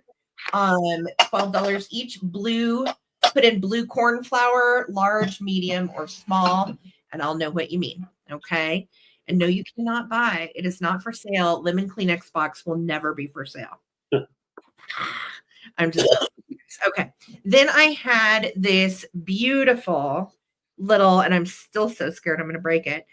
This beautiful little Capodimonte Stargazer lily for $20, made in Italy. Beautiful shape. You can see right here, we are made by Fabar. Capodimonte, made in Italy. Got this at an estate sale, $20. Okay. Susan Lee is taking the small one. I've got you, Susan. Thank you so much. And Pee-wee, I got you for the copper bowl. It says it's stamped Copper Capri 0425 on the bottom. Pee-wee, that's a mid-century score. Yeah. Nice. Yeah. Good Thanks, job. All right. So Stargazer Lily, 20. And then I had some little antique postcards from the early 1900s available. This one is from like 1898 to 1901. And it is darling little postcard, and it's never been used at all. And this one, I can't remember the brand. It is Raphael Tuck and Sons postcard, the Cupid Festival. So put in Cupid postcard 10 if you want that one. And then I have, believe me, this is the first time that I really am in love. And this is a little black and white colored postcard. Again, early 1900s, like 1901. So fun, right? So these two are left, $10 each on those. And then I had, oh, these little guys. I had the hippo and the little kids left. Hippo fell down here. And these are, I think, 10. Yes, these are 10 from the 1930s. This is the life. That is, if you'll be my Valentine. And it has a little stand on the back. It is signed. So put in $10 hippo, or put in $10 gondola, a gay little song my heart keeps singing. The dear old message to you it is bringing. And it's little kids sitting right here singing under a little gondola going down the road, down the bit in Venice. So Perry is taking the hippo. I'm glad that one found a home. It's so dang cute, Perry. Yeah. And that one's made in Germany, Perry. All right. So Perry is in for the hippo. Got you. Kleenex box. Someone might be watching you from there. Writing. Please show us Kleenex box. Oh no, Holly, what did you do?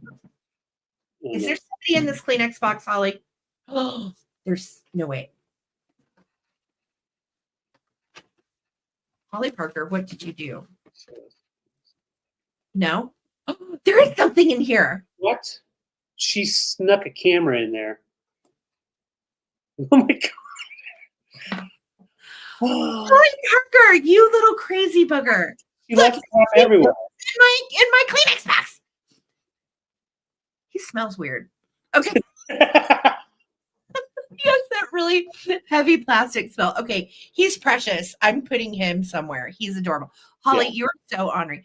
Yes, you sure can, Gio. I've got you for the really in love for 10. Let me write that down. Let me find where I had it.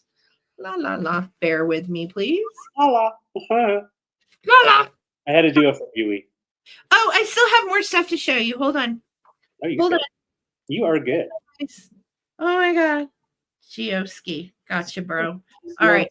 Here. And then I had these crewels that did not find a home and they got to find a home. I will put these on eBay, but I really don't want to. I would love it if they found a home in the chat. 45. This one is made in the 60s by Needlecraft. And it is absolutely darling. This is a vintage crewel that I got at an estate sale.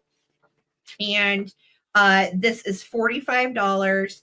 And it is 21 by 17. And it is the sweetest little snow scene. And it is in nice shape. So 21 by 17, put in 45 tree crewel. Okay. Or 45 for the Little House on the Prairie cabin and the wagon that are in disrepair. This one's from 1974 by Paragon, and it is 23 by 31, framed in an oak frame, and they all do have wire on the back, and they are beautiful. So 45 for the cabin and wagon crewel. And then I had this hex sign. Where the heck did I put where the heck is my hex? Here it is. This is by Jacob Zook, 11th generation Pennsylvania Dutch. And it means bless this house. It's 16 inches and this is $30. And this would protect your barn and your home from evil and misfortune. And you've got the distal finks, 2 of them in here too, for good luck and happiness. So $30 for Pennsylvania Dutch. Bless this house. And let that be it. I think that's it. My gosh. Yeah. Right? No. Yes. Okay. Perfect. So if anybody wants any more of the dinnerware or the Capodimonte Stargazer Lily, or any Valentines or anything, let me know before I go to list all this stuff on eBay tomorrow. Okay. So thank you guys so much for a fun night. And we had fun finding all these goodies this week. We will, of course, be back on Wednesday night at 8 p.m. Eastern, as well as 5 p.m. Pacific. And a huge thank you to my mod squad that makes these sales happen. I couldn't do it without you guys. Lisa, your bid ending is so helpful and valuable. And same to you, Holly Parker, and the rest of my mods that that show the love and help. So thank you guys again for all of your help. Okay, Geo is taking the big piece. You've got it. Sorry, my brain is done. Great get, George. Yes, thank you. The hex. Yes. I've got you, Geo. Thank you, doll. Okie dokie. All righty. So that is everything, and such a fun night. Remember, we do have our Facebook group. So if you have never joined the Facebook group and you are on Facebook, please do so. The link is in the description of this video, as well as the link to our eBay store. So check out our eBay store, and the link also is in the description. And we've got some really neat stuff on there that we have not brought to sales. So right. Definitely see, gonna frame it for the movie room. It's perfect. Oh, I'm so glad. I'm so glad. Thank you, Geo. Good. It is yours. All right, you guys. Well, we will see you back here Wednesday night. And again, we have a busy little week this week. So happy Gotcha Day to our rainbow on Tuesday. And thank you, Liz. We have such a fun time finding it for you guys. And yes, shopping small business right now is so important. I will tell you, just in the last week, there have been about 10 different small businesses here in Colorado Springs that have closed their doors, most of them restaurants. And I would urge all of you, especially this year, to spend your money with mom and pop places, whether it's vintage, whether it's food. Try to support real people versus Target, Walmart, all the big box brands. It's going to make all the difference in people that run small businesses' lives, especially this year. So that's my PSA for the day. Please shop small business, and thank you for shopping ours. So grateful. All right. So you guys have a wonderful week. If you need anything, you know where to find me on Insta. Link is in the description of this video. Facebook, our group. Email me, whatever you need. You know we're around. So have a wonderful week, you guys. We'll see you Wednesday. And remember, invoices will go out tomorrow for anything that you purchased this last Wednesday, and tonight will combine together in one invoice tomorrow. All right. So peace, love, and vintage, you guys. Good night. And thank you, Mod Squad. And thank you, chat. We love you guys. Good night. Good night, guys. Bye. Oh, thank you, Trina.